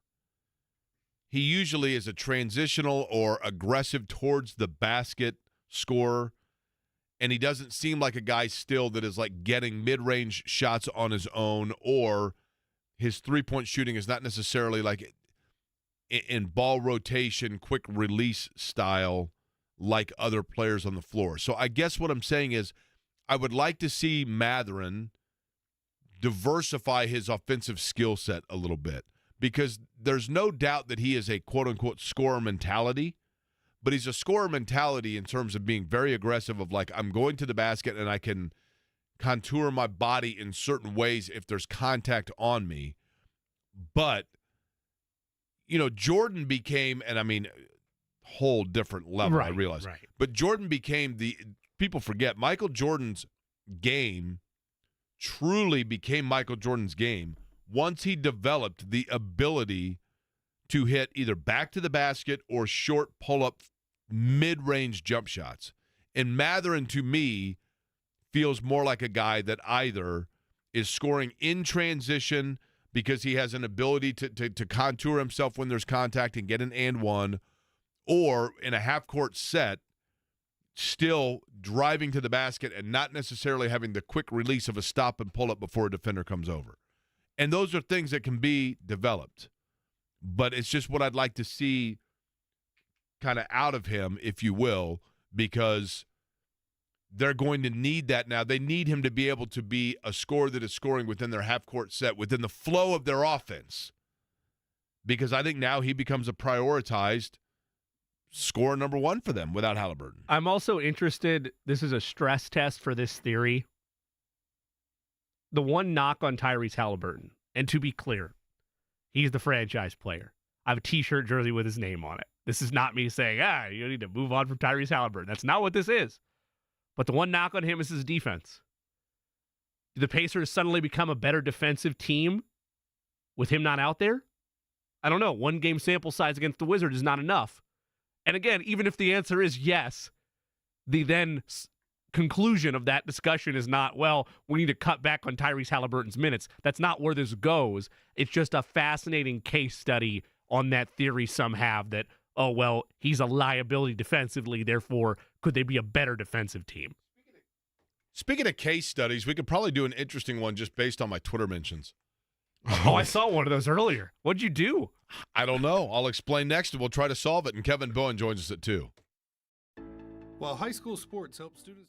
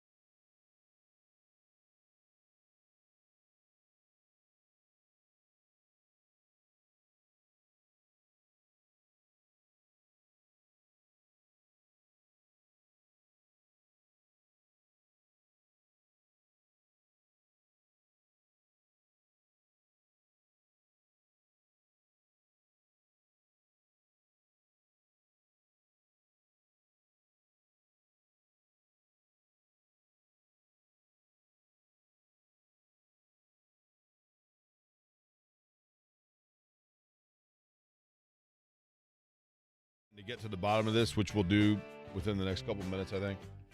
I want to know the actual temperature. Like, everybody's talking about this weekend with the games being so cold. The Freezer Bowl in 82 between the Chargers, Bengals, and then the Ice Bowl. I want to know what the actual temperature was in both those games, because they go down 20 degrees each year. It was 74 below zero. I'll never forget it. And it's like, and then you look it up and you're like, really? It wasn't that. It was bad, but not that bad. Speaking of freezing, I don't know if these are like freezing takes or what, but I actually do find it kind of amusing. So yesterday I happened to send a tweet, post, whatever you want to call it, on Twitter, X, whatever we're calling it these days, that a fact that Todd Meyer had pointed out the other day, and I think the morning show talked about it, but it is interesting that of all coaches that faced Nick Saban more than twice in his college coaching career, the only to be undefeated against him is Joe Tiller at Purdue, who was 3-0. And I simply sent a tweet that said, I think the post itself said, Siri, show me the only coach to have been undefeated with against Nick Saban in more than two, matchups. And then I posted a picture of Joe Tiller. And 90% of all people were like, man, that's, what a fun stat or whatever. And then, of course, one guy's like, yeah, well, that was when he was at Michigan State and they had no talent. And I go, okay. So I looked it up, and the guy's a Michigan fan. So I said, well, in that time, the Michigan State team that had no talent, the bottom line is Joe Tiller was the only one that was able to take advantage of that 3 times, because everybody else he beat at least once, including your Michigan Wolverines. So the guy responds with, you're like all the Spartans. And I'm like, well, I'm not a Spartan, actually, but thank you. So you didn't go green him? That leads to the following 2 messages, which I'm actually kind of proud of.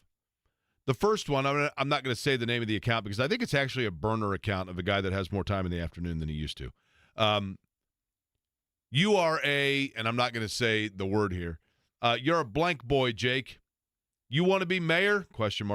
You can't even find a wife, boy. Okay. I mean, James Buchanan managed to become president and didn't find a wife, but that's cool.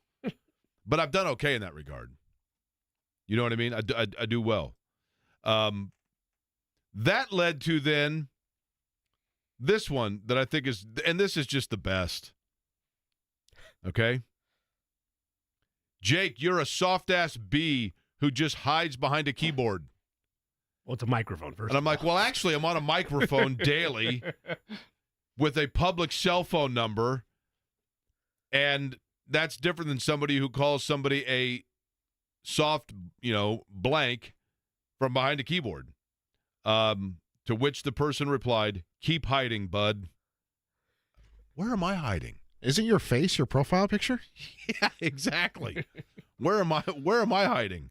You should just change your name, not the actual handle, but instead of Jake Query, your name on there for a day is definitely not hiding. Just leave it on there. That's right. Yep. Or blank boy, right? Yeah. By Turns the way, out Boo has a mansion, so he hides in Boo's mansion. That's right. I have temperatures for you. I don't know if we have time here or not. Okay, here we go. I'm going to guess, okay?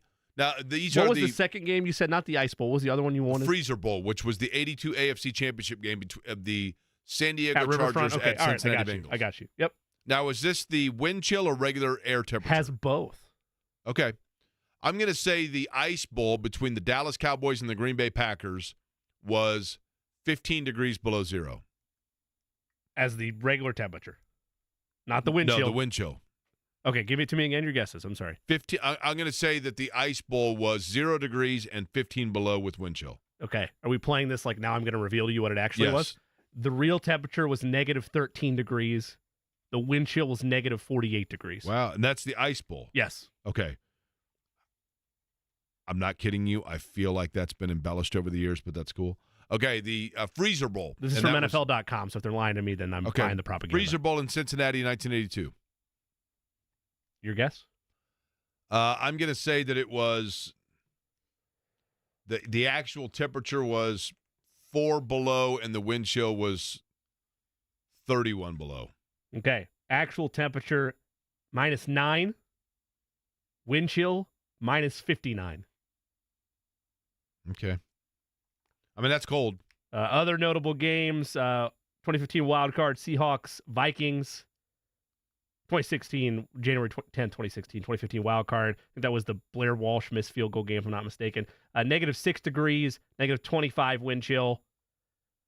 72, Minnesota versus the Packers, 0 degrees, -18 wind chill. But listen, all of it pales in comparison to the greatest moment in playoff history, or I don't even think it was a playoff game, in Minnesota history. I think it was the St. Louis Cardinals was playing at Minnesota when the halftime show, the Vikings were promoting the little festival that they would do in St. Paul every year, and they had a 10-year-old kid on a little hot air balloon that then the ropes broke free, and literally he took off and flew out of the stadium on a little balloon that was supposed to go 5 feet in the air and come back down, and it took off with this little kid just sitting in a basket and took off, and the crowd's like, ooh, and it split the uprights and left the stadium, and then he was found in the Minnesota River like 5 miles down road by a hunter who dried him off, took him back to the stadium, and returned him to his parents.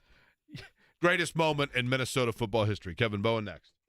The Ride with JMV. Brad Spielberger of PFF. What is the value?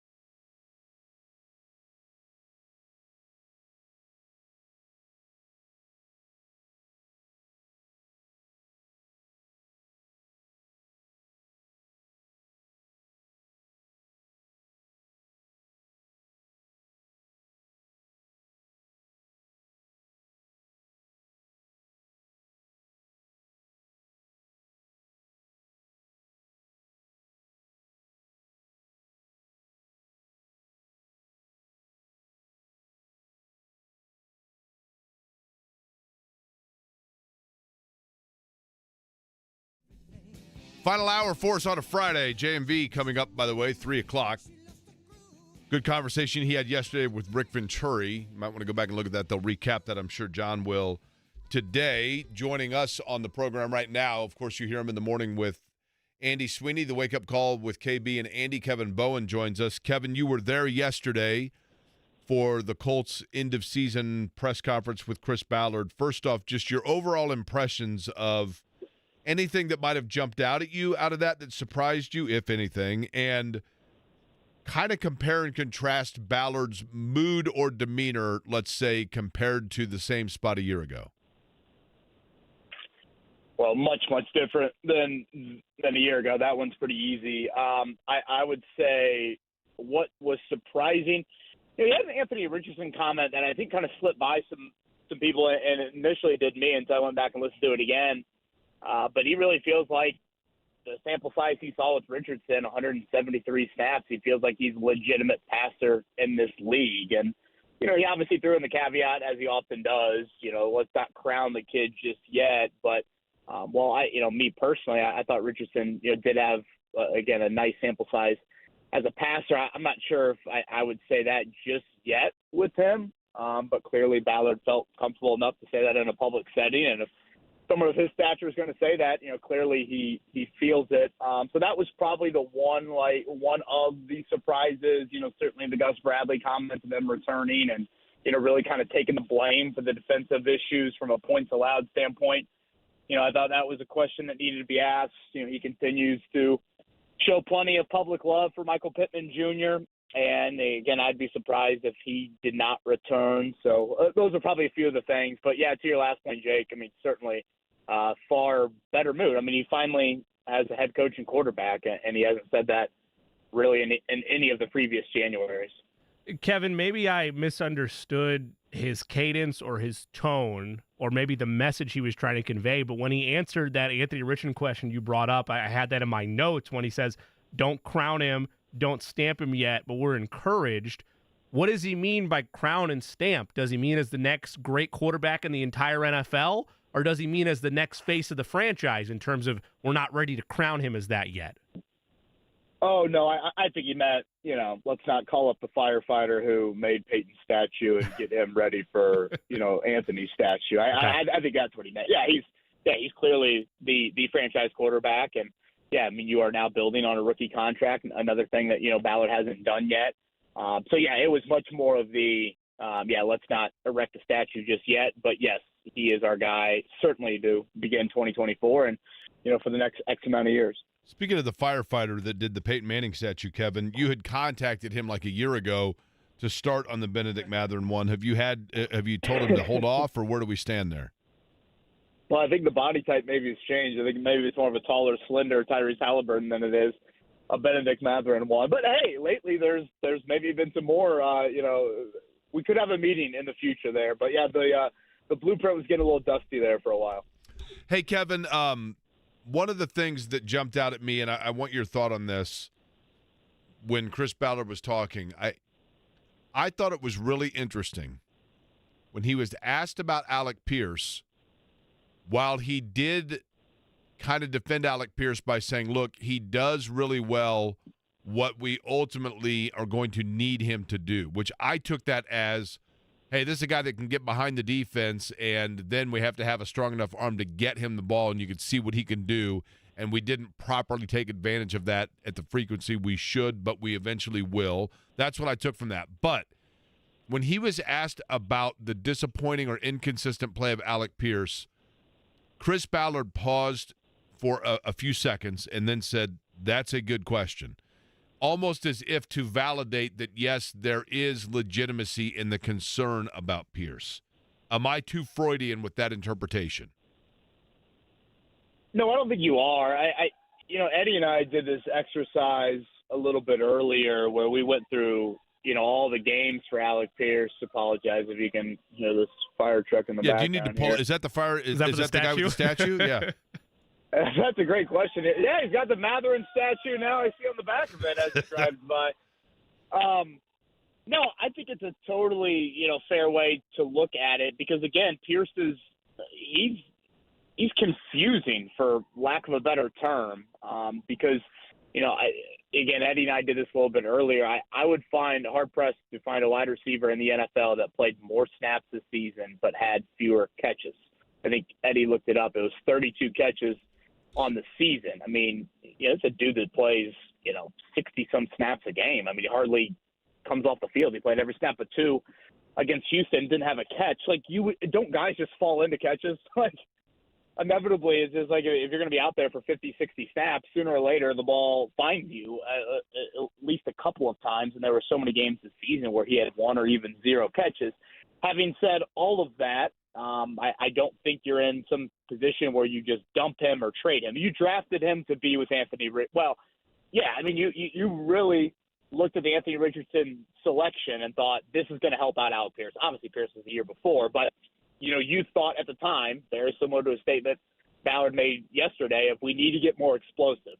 Well, that is what Pierce can do. Now, he needs the right partner in crime to do it. And, again, Richardson would theoretically be that guy.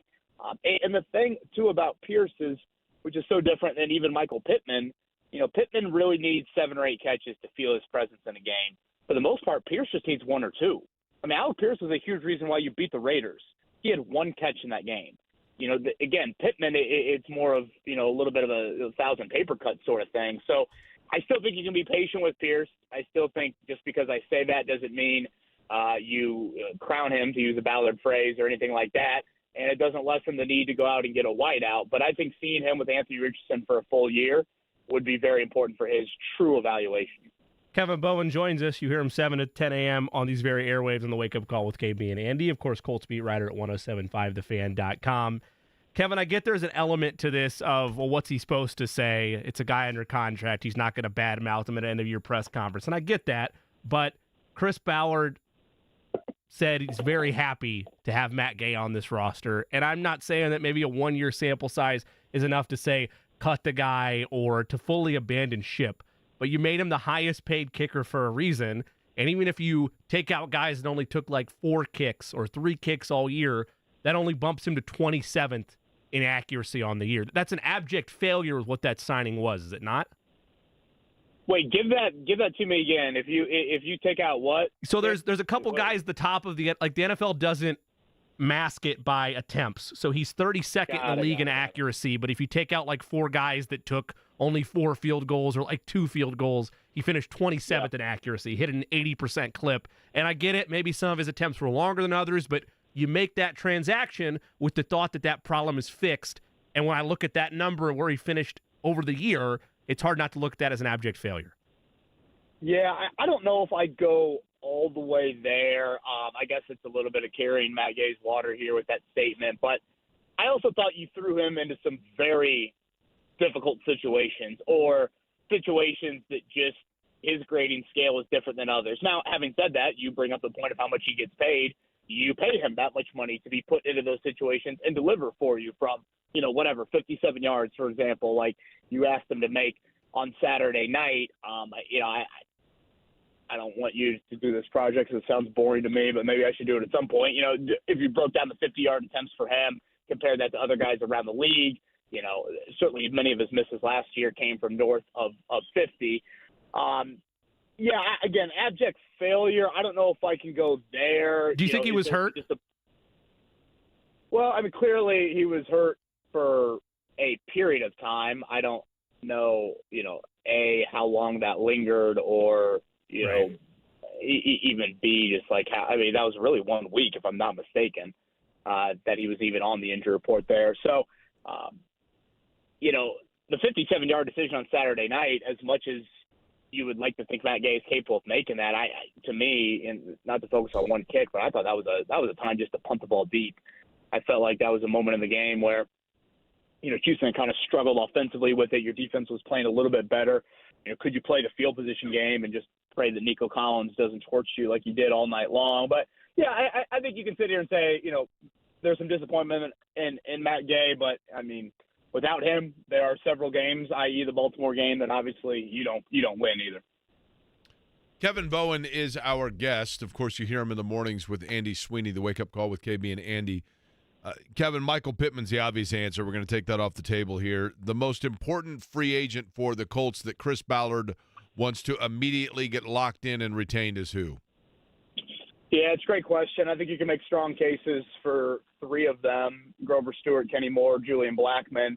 I actually think Tyquan Lewis is a bit of an underrated guy as well. I know his injury history won't merit the same thing, but he's honestly produced more than Kwity Paye has for you here as of late. It's probably Grover. But again, I think you can make really strong arguments for three of them. It's actually something I asked on Twitter, and it was kind of interesting looking at the responses that fans gave. I don't think there's any nickel behind Kenny Moore at all. The one guy that was backup just got suspended and waived this past week, and Tony Brown. And then, just popping the film for Saturday night, if Julian Blackmon's agent needs to remind the Colts of any leverage for his client there of how the safeties performed without him. Now, again, you have something at safety, I guess. Nick Cross, Rodney Thomas, you've found some one-year signings at safety before that have worked for you. So I guess that would probably be third on the list, but Grover and Kenny, Grover, obviously we saw it for 6 games, and Kenny, I thought Zaire Franklin had a great quote in talking about Kenny at the end of the season of just, I have no idea what it would look like without him. Like, he just does so much for that secondary that kind of gets lost or maybe doesn't necessarily show up in the box score. So I would probably say Grover 1A, Kenny 1B, and then if I had to throw, Julian would probably be second or third on that list, I guess. Okay, speaking of Kenny Moore, how many nickels do you think it's going to take to retain him? In other words, of those 3 guys, Grover Stewart, Kenny Moore, and Julian Blackmon, which one do you think actually has the most value to other franchises and as a result could have the suitor that drives up the price tag for Chris Ballard? Yeah, if you go off age, it would clearly be Blackmon, but of course he's got the injury history that the other couple of guys don't have. Kenny is an interesting one because if you do have Matt Eberflus-like guys around the league, I know there's not a lot of them that, kind of look at the defense and the nickel position in particular in the same light that Eberflus does, but there are some guys out there. Arizona, Jonathan Gannon comes from, the Eberflus tree, if you will, and obviously Eberflus is the head coach of Chicago. So if a handful of those teams all of a sudden view Kenny as a really, really important piece, he could garner it. And then the run defense one is an interesting thought with Grover because he's not helping you out on third down, really. And I think there are some coaches out there that have the belief of you can really scheme up a little bit more from a run defense standpoint. So I'd probably say it's Kenny, but, again, Grover's durability at that spot I don't think should be lost either. I know it's probably a little wishy-washy in the answer that I'm giving, but I do feel like it's that tight when you talk about these 3 guys. But I'd probably go Kenny, Grover, Julian. Julian's injury history being the big issue there. Kevin Bowen is our guest. You can hear him weekdays, 7 to 10 a.m. on the Wake Up Call with KB and Andy. KB, we spoke with Matt Verderame of SI.com at the top of the 1 o'clock hour. You can get that podcast. Just search Query & Company a little bit later today, wherever you get your podcasts. And he talked about the lack of cap space utilized by Chris Ballard in free agency when I asked him, hey, it's year 8, but there's caveats to year 8. The quarterbacks he's gone through, you cover it, you know the drill.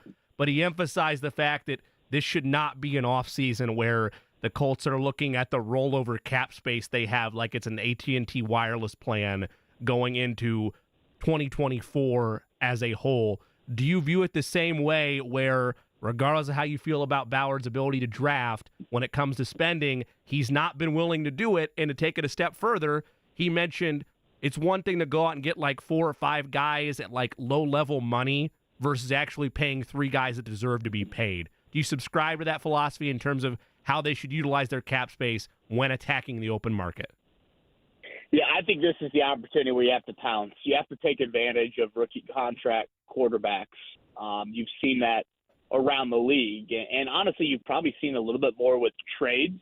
And of course, with trades, you are absorbing some sort of cap. Think about what I guess what the Dolphins did with Tua to your Chiefs and trading for Tyreek Hill, Tua on the rookie deal. What did Philadelphia do in trading for A.J. Brown on the rookie deal? I'm almost positive the Stephon Diggs trade occurred when Josh Allen was also on a rookie deal. So, yeah, this is – and, to be honest, Ballard mentioned that several times yesterday. This is flexibility. This is not something we've had where you do have this rookie contract quarterback and you have the flexible cap space, and now it's like, okay, how do you go about, using it, spending it, all of those things. So, yeah, this is an opportunity to do it, and I did think Ballard, and again, part of me is like, I'm trying not to hope creep into my ears, but I don't recall yesterday, and you guys obviously listened to it, I don't recall yesterday in the 50 minutes getting the typical free agency soapbox from him of A money to B players or B money to C players. I didn't really hear that from him yesterday. There was a moment late in the press conference where he was asked specifically about wideouts and the market value for wideouts, and he brought up, and hell, we all can raise our hand at this. He brought up, just gas price analogy, and if you want to drive your car and it's $4 a gallon, you got to put $4 a gallon into your tank, and that's kind of what he was saying with wideout. If you want wideouts, and I know there's some obviously jokes you could play off of that with Ballard's past wideout comments, you would have to. You're going to have to spend whatever it is, 20-some million to retain a guy like Michael Pittman. So I actually thought Ballard's words backed up some of that. Now, of course, actions will ultimately be there, but I guess largely, Jimmy, to the point you originally asked, yes, this is the time. Rookie contract quarterback, you've got about 2 to 3 years to front-load contracts, to absorb cap space, and if you don't take advantage of that, you're going to feel some of that pain come, year 5, year 6, when you really start playing Richardson, and not just paying Richardson. Paying Bernard Ryman. Ryman's due an extension next offseason if he continues on this path. And, at some point you'd love to pay a pass rusher big money and pay a cornerback big money. So, yeah, now is the time.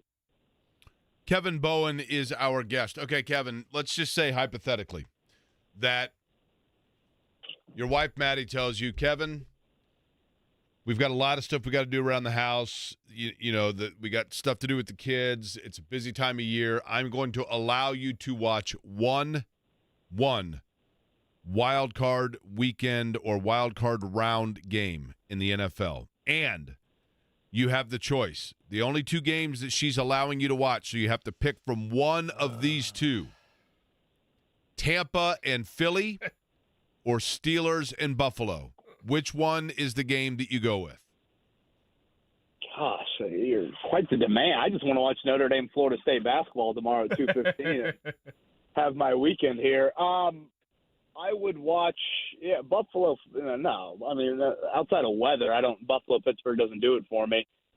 Certainly Philly, Tampa. Let's go. Okay, so it's 2-2, right? I go with Buffalo, Pittsburgh, and I was telling Jimmy that the biggest matchup is Philly, Tampa. Well, I'd love to hear your rationale on. Thank you, Kevin. I appreciate the floor there. Here's my rationale. The Buffalo Bills are a team that for the last few years have kind of knocked on the door, and they're a story, of course, of a franchise that has a rabid and passionate fan base, and then with a dynamic quarterback where going into the season it felt like there was the possibility all dreams were going to be welcomed and met and fulfilled. But they struggled. They couldn't find themselves. Stephon Diggs was unhappy. And then in a true gauntlet towards the end of the season, they managed to dig deep to get into the playoffs. And the question now becomes, did that awakening have enough to carry them to the promised land that has eluded them so many times before? Or did they actually exert too much energy and now, once again, their dreams are going to be broken right before our very eyes in what is true playoff, rust belt, snow flurry, lunch pail, seeing your breath football weather between the Pittsburgh Steelers, a proud franchise that eked their way in, and now has the chance to ruin the dreams of their Rust Belt neighbor, the Buffalo Bills, as opposed to the Philadelphia Eagles, who have won recently but are kind of backpedaling heading into the playoffs. They've got kind of dreary and drab-looking, just boring-looking uniforms, and they're going into a stadium that was kind of like IKEA. It was totally cool 15 years ago. Now it's kind of tired. It's got a pirate ship, and they got a guy in Baker Mayfield who truly his most significant moment of the last 10 years was planting a flag in the middle of Ohio Stadium. Well, yeah, that doesn't change my opinion. I appreciate you laying all of that out. It warmed your heart, didn't you? It warmed mine. Yeah, I mean, there were some comments that I nodded at. I mean, like, isn't Nick Sirianni potentially on the hot seat? Like, I know. Yeah, I mean, that's after intriguing. he yelled at Chiefs fans when they were 9-1. Where have they been since then? I'm not bitter. I was gonna say, I look at Philly as just juicy right now. They've got the injuries, and Jalen Hurts has thrown one pass since the injury, and Baker has been on this journey. I mean, Baker started for 4 teams in like an 18-month span, and now all of a sudden it's like he's hosting a home playoff game, and how do they look there? Yeah, I just don't think, unless the weather is crazy, I don't think Buffalo gets tested. So I guess that's kind of more of my. Like, I just think Buffalo's a more. Here's the thing. I think Buffalo's a more fun team to watch. Yeah, I don't disagree with that. I mean, Philly, when they're humming, which they haven't been in a while, they are pretty fun as well. But I can't watch Mason Rudolph in the playoffs. Yeah, it's a bye week. It's a bye week. It should be a bye week. Maybe the weather impacts that, but it should be a game that's over by the first quarter. Yeah, it's like one of those things where it's like, did we really need to expand the playoffs to 7 teams? Like, did Pittsburgh really need to get in? Totally. Do we have to have that in there? That's a little bit of my thought too. Hey, of these jobs, Kevin, Washington, Carolina, the Chargers. We just talked to Matt Verderame about this, but I want your thoughts. Washington, Carolina, the Chargers, Vegas, Seattle, Tennessee, Atlanta. I don't think I'm missing anybody because New England has already been filled. Which of those jobs, which of those franchises do you think is going to have the hardest time selling a coach on taking over their franchise? Which is the hardest sell to get somebody to coach you? Well, I think Tennessee is going to have a bit of a sell there. Tennessee and Carolina. I mean, certainly from an ownership standpoint, is David Tepper psychotic? Yes, would be, he is. Yeah. I guess the answer is already there. But that would definitely be a question I would have. Like, how long is my leash? Those sorts of things. Tennessee. I mean, all of a sudden you're walking into an AFC South where it's like, whoa, is it? This is now the new AFC South, and it's like, wait, is Will Levis? Do I have to keep him? Do I like? That would be a question, and ownership-wise, there all of a sudden, Mike Vrabel's a pretty darn good resume, and you let him go. So I would say, I'd take easily Carolina and Tennessee, unless I'm just forgetting somebody that's really obvious. Okay, lastly, take me through Notre Dame and Florida State in basketball. Are you really going to watch? Well, they had to get to South Bend last night because of the weather. I know we're dealing with a lot of weather issues. If I'm not mistaken, I think I saw earlier the IU women did not travel to Iowa or aren't going to travel till tomorrow morning, I guess, due to the weather. So, yeah, it's a great time to play. You're always curious, when do you play this is my Mike Bray talking. We want to play the Florida ACC teams when it's awful weather. Well, boy, are you getting mad. Those Florida State kids have just been cooped up in the hotel room for 36 hours. It's going to be great. I don't think Leonard Hamilton's team is any good. And Notre Dame just won their first road game in 23 months, which is such a sorry stat to even say publicly, but that is what happened the other night. Who did they beat on the road? Georgia Tech. They beat the Ramblin' Wreck of Georgia Tech. And you know what? I should know this. I'm embarrassed. Who's coaching Georgia Tech now? Is it Damon Stoudemire? I was going to say, that's right up your alley. Yeah. Yeah, that's what I thought. Because I saw Josh Pastner's working a studio somewhere now on one of the 38 different college basketball networks. Yeah, he was pregame for IU Rutgers the other night. Yeah. He's a pretty likable dude, but Georgia Tech, a once proud program, by the way. They were big when I was in high school, obviously. But so your Irish beat Florida State. That's what we're going with here? That's my hope. That's my prayer. They have played better since Rake and I saw them lose to the Citadel by 20, God, which tough. Gosh, it's so tough. Yeah, thanks, Jimmy. I can feel your laugh. Wait, did you guys drive there and back on the same night? Same night. Oh yeah, there and back. And then night. you did the morning show in the morning? Yes, correct. See, I'm glad to see that in the brief 18-month period, Kevin, I'm glad to see that there was part of me that rubbed off on you in terms of bonsai trips and still getting up and going in the morning. Love it. Yeah, it was one of those things where it's like, wait, you guys did, people were like, they thought Rick and I were joking, I think. And then they saw that we were actually there and were like, wait, you actually went to the Notre Dame game on Tuesday night and they lost by 20 to the Citadel? Yeah, it was one of those it was a very humbling moment, to be honest with you. When we hit Peru, I'm like, wait a minute, we still have over an hour to go. Is this really what we're doing right now? What's the opposite of taking your shirt off? Like putting more layers on? Is that what the reaction was there for you after the Citadel game? Yeah, it was one of those, you go to the concession stands. Do you have brown bags? Can we wear those here for the final? What was the crowd? How many were there? How many were there? Oh, it was so pathetic. Yeah, I honestly, and Rake could vouch for this, if there were more than 500 people there, they would be lying to you. Really?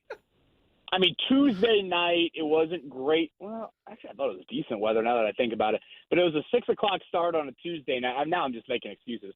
No students, but it was awful. Yeah, it was to be fair, Notre Dame men's basketball does not draw very good crowds unless they're great. I mean, it's a very fair weather fan base. The women certainly draw better crowds. There's no debating that whatsoever. Well, I like that you're a fan of somebody then, and you're one of 500. That's kind of cool. Kevin, enjoy the weekend. What's that? Are we going to the Notre Dame Clemson basketball game? Hey, Clemson's still ranked, aren't they? I think they're 19th. Wasn't that guy supposed to be the IU coach at one point? Brad Brownell. Yeah, well, he's from Evansville, so people always throw his name in there whenever depending on what they're doing. Clemson, though, is the proverbial, Kevin, as you know. Clemson is the proverbial every year. Starts out 12-0, one of the last 4 teams to lose their first game, and then Selection Sunday comes and they're 18-13 and they've won 6 of their last 19 games. Every year. Yeah. Every single year. We'll be comparing Butler's resume next to Clemson here in a couple of months. That's exactly right. All right, Kev, enjoy the games this weekend. All right, see you guys. All right, Kevin Bowen joining us on the program. By the way, breaking news in the world of sports. I think at this point, do we know if it's confirmed breaking news or thought to be like a certainty about to happen? It seems lean breaking news. I've seen a ton of reporters on it now. Pete Thamel has it as well. So we will get to that coming up in just a couple of minutes. But before that, Indy Golf Expo, which is, of course, next weekend, Friday the 19th. That's a week from today through Sunday. That's going to take place at the Indiana State Fairgrounds. And if you are a golfer and you want to get in the swing of things, getting set for the spring, no worries. We got you covered. 2 tickets to give away. We'll do it right now for caller number what, Eddie? 4? We're on caller number 4, right? We'll give away 2 pairs here. So if you're caller 4 and caller 6. You know why I went with 4? Yes. It's golf. 239-1070 is the telephone number. Big news next. If you have unfiled taxes or are in debt to the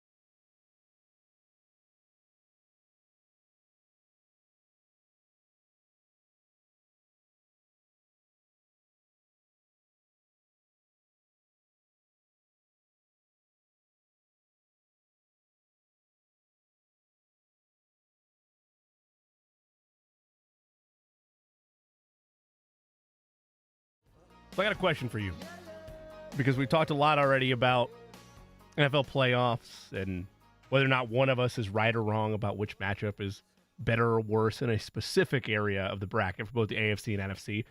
I can't objectively answer this question, so I guess I'll defer to both of you. Super Wildcard Weekend.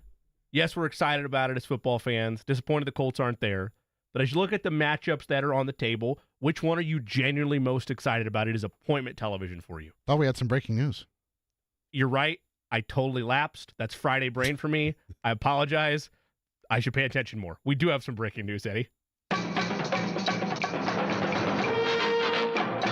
It's actually a bummer for a football schedule for people in the Pacific Northwest, because I would have liked to have seen the Seattle Seahawks in the playoffs, and that would have been my answer, to be honest with you, about who was going to be like the team that I most wanted.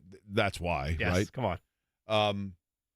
But in the city of Seattle, not one but two coaches are on their way out. Pete Carroll, as we now know, no longer the coach of the Seattle Seahawks, and it appears as though the University of Washington will also be looking for a new head football coach. That is because, Eddie Garrison, you were the one that discovered all of the wild reports now on social media as well as ESPN.com that the University of Alabama might have found their guy, right? Correct, yeah. Pete Thamel of ESPN and countless others at this point have had it, but Kalen DeBoer will be heading to Alabama to replace Nick Saban as the Crimson Tide's next head coach.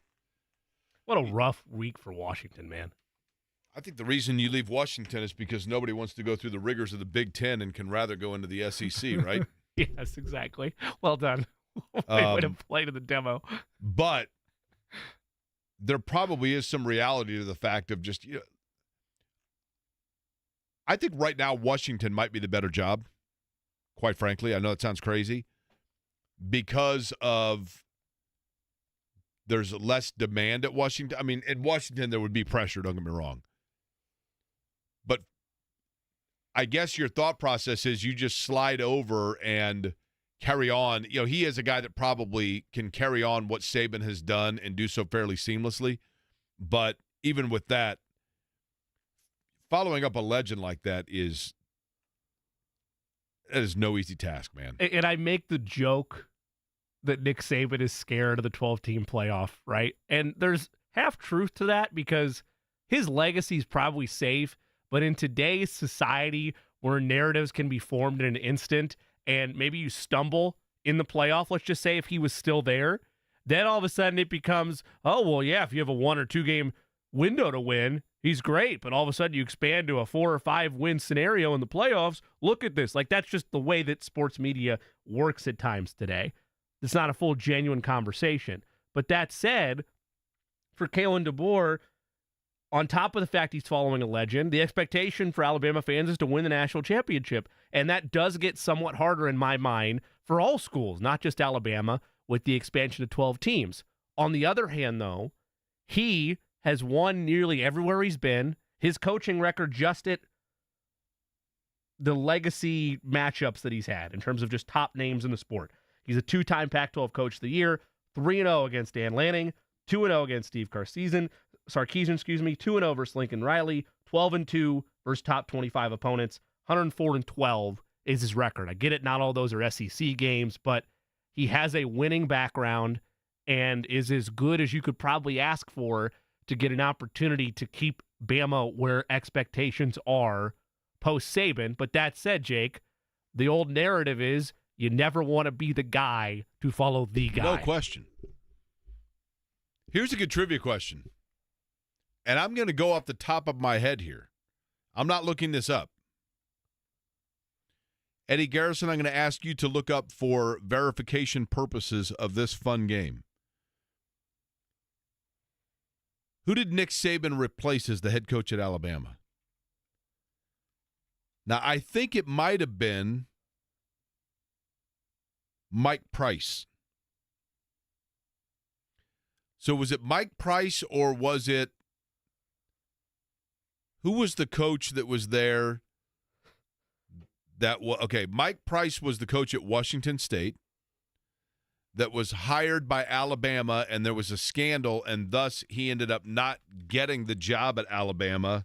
I don't think he coached a game. I think it was a George O'Leary type thing where he was hired. And then, so I don't know if in that situation they then had to scramble and hire Nick Saban, or did Nick Saban immediately replace Mike Shula? I think it's one of those two. Eddie, do you have the answer in front of you? I'm scrolling. I do. Thank you, Jimmy. It was Mike Shula. There was an interim by the name of Joe Kynes. I apologize. Maybe I should be strongly familiar with. So Mike Shula was there for how long? He was there from 2003 to 2006. Do they list Mike Price? What Price would have been right off of, so maybe like 99 or 2000 then? They list Price as 03. Okay, so it was so Shula was the immediate replacement Correct. for Price. Price replaced who? So that becomes another question, which would be, who was the coach at Alabama? Let me ask you this. The coach before Price was there for how long? Coach before Price. So 99 to be. I thought we were done with this game, so give me 1 second. 01 to 02. Oh, boy. I'm saying this only to show how challenging it can be, even at an Alabama, to kind of get it right. And I think they probably did in this situation. So who did Price? Yeah, I don't know how to say this last name, so I'm just going to flip the monitor around. You can do it for me. This was Coach Fran. Oh, Dennis Francione. Yeah, he came from TCU. Yes. Or then went to TCU. I think he came from TCU. I forgot about him. Coached LaDainian Tomlinson at TCU and then went there. And then I think he had replaced Gene Stallings, right? Mike DeBose. Okay. See, again. I mean, you're talking about then Gene Stallings. Yeah, two legendary coaches between Bear Bryant, and Nick Saban are the two legends at Alabama. But when Saban was hired at Alabama, and of course he was with the Miami Dolphins, but he had been at Michigan State, and I think people knew at Michigan State that he was a good coach, and LSU obviously he won at LSU, but so much of it is just getting the right personnel, getting everything in place, and clearly DeBoer is kind of walking into that. Now you would assume that he, the real question is, was DeBoer their first choice? That's irrelevant, I guess, or did others say like, look, I'm not. Others kind of made it clear that they did not want to be in the running, but does that mean that they? I can't imagine he was top number one dog on the list. No, he's got to be up there. I mean, correct, but I can't think he was consensus number one, no doubt. From what I was gathering from multiple different people, Mike Norvell, Steve Sarkisian, and Dan Lanning all said they were comfortable staying at their respective programs. But there's no definitive evidence that they turned down. They might have just been preemptive. The king of, and I love this guy, love him, okay? But Ron Hunter, when he was at IUPUI, he was a colorful character, a great guy, fun, and a very good basketball coach. But when Ron Hunter was at IUPUI, I remember one time there was a job opening at Cleveland State. And Ron Hunter,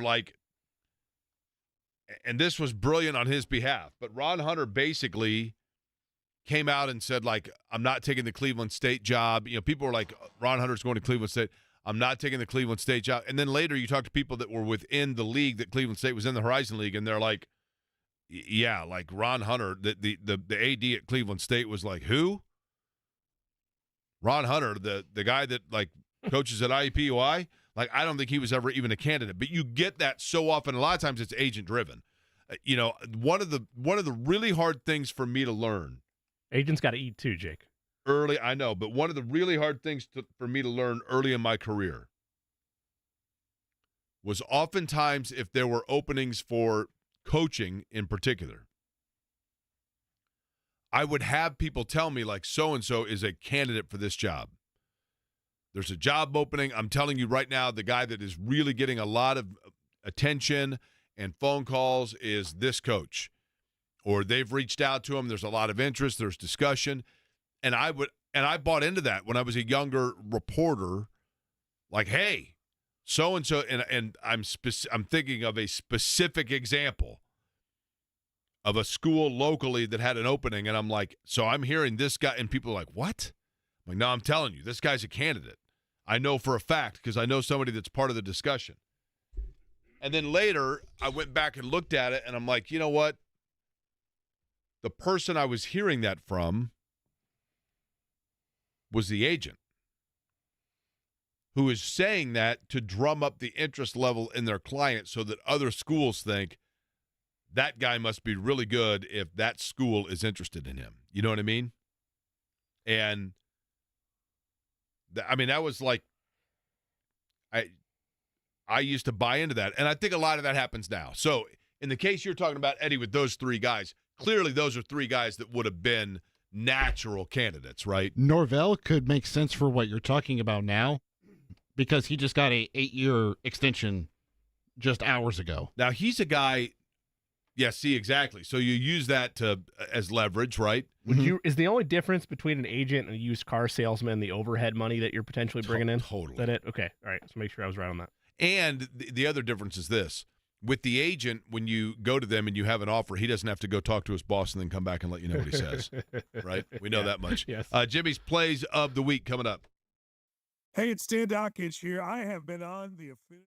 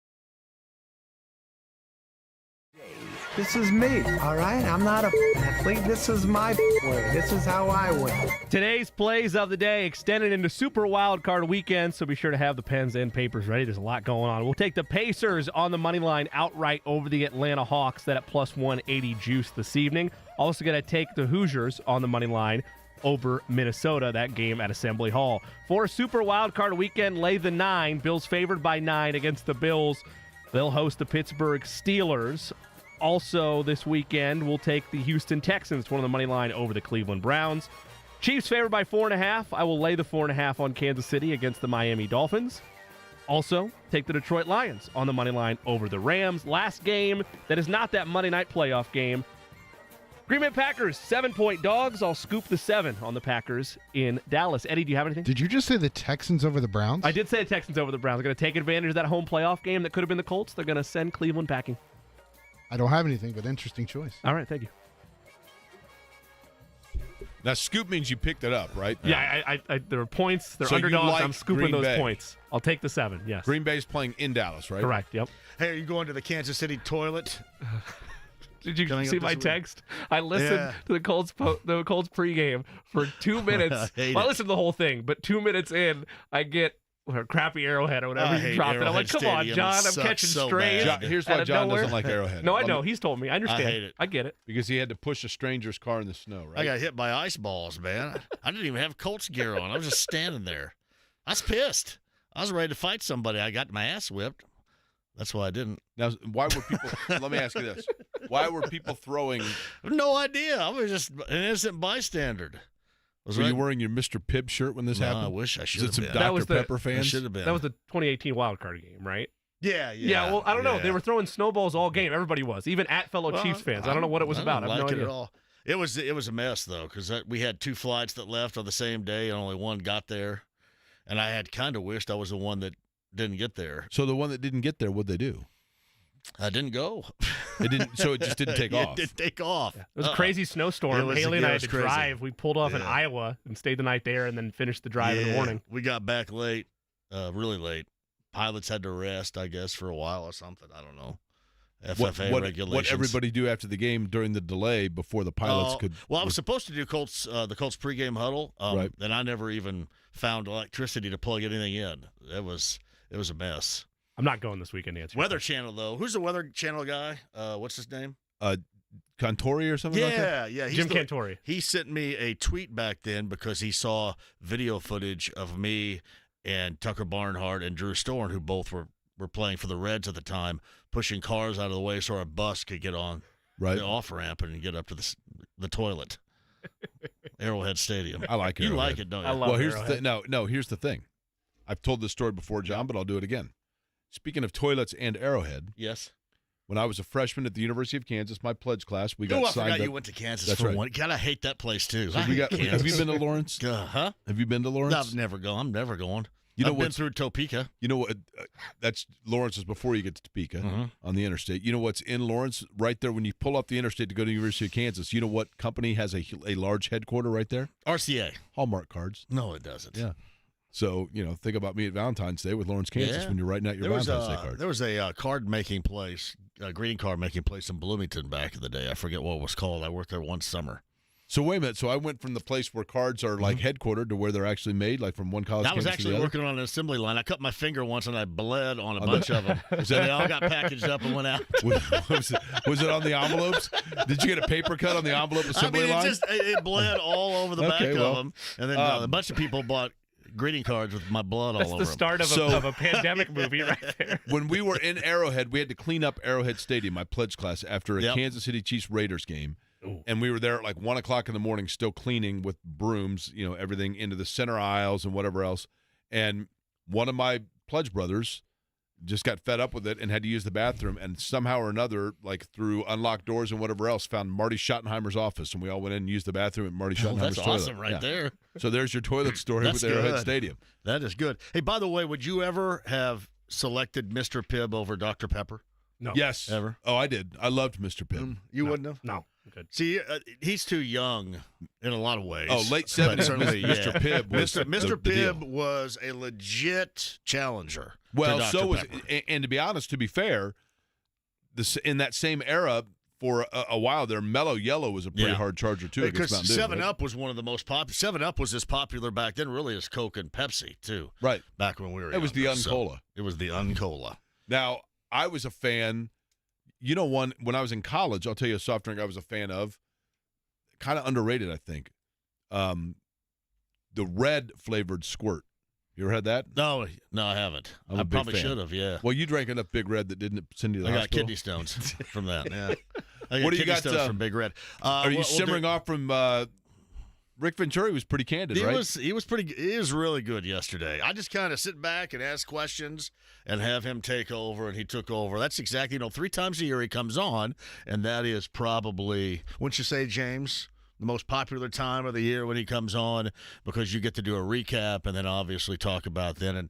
And clearly he is thinking Gus Bradley is not the choice, but clearly I think he a is lot the of people choice. feel that way, right? Yeah. Now, do you think Gus Bradley, John, in all honesty, do you think Gus Bradley is back next year because, A, Shane Steichen likes continuity, B, they really believe in Gus Bradley, or C, he's under contract, so let's write it out?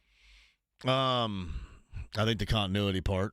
Yeah, I do. I mean, that's Steichen's answer, right? Yeah, I would believe that. I don't happen to think that he had as much to work with as some would suggest. I totally agree with that. I'm going to look, there are moments in games, like against the Rams, for example, when Stafford was limping around, or P.J. Walker or whatever, where you could have been more aggressive. But in large part, that secondary gets torched because that's what Chris Ballard put in that secondary. So, and if you keep Stephon Gilmore, maybe that's different. I don't know. If you get anybody, maybe it's different. But their situation, evolved as they took advantage and won games by virtue of their schedule. A bigger toilet game, in your opinion, Philadelphia and Tampa or Pittsburgh, Buffalo? I don't like Nick Sirianni. I kind of hope they lose. I think that'd be funny. I'm not a big Nick Sirianni guy. I'm there with you. That whole Frank Reich crap last year, it's, going over there. And I mean, I understand he's your guy and all, but I just thought, man, you're a jackass. I hope he gets beat.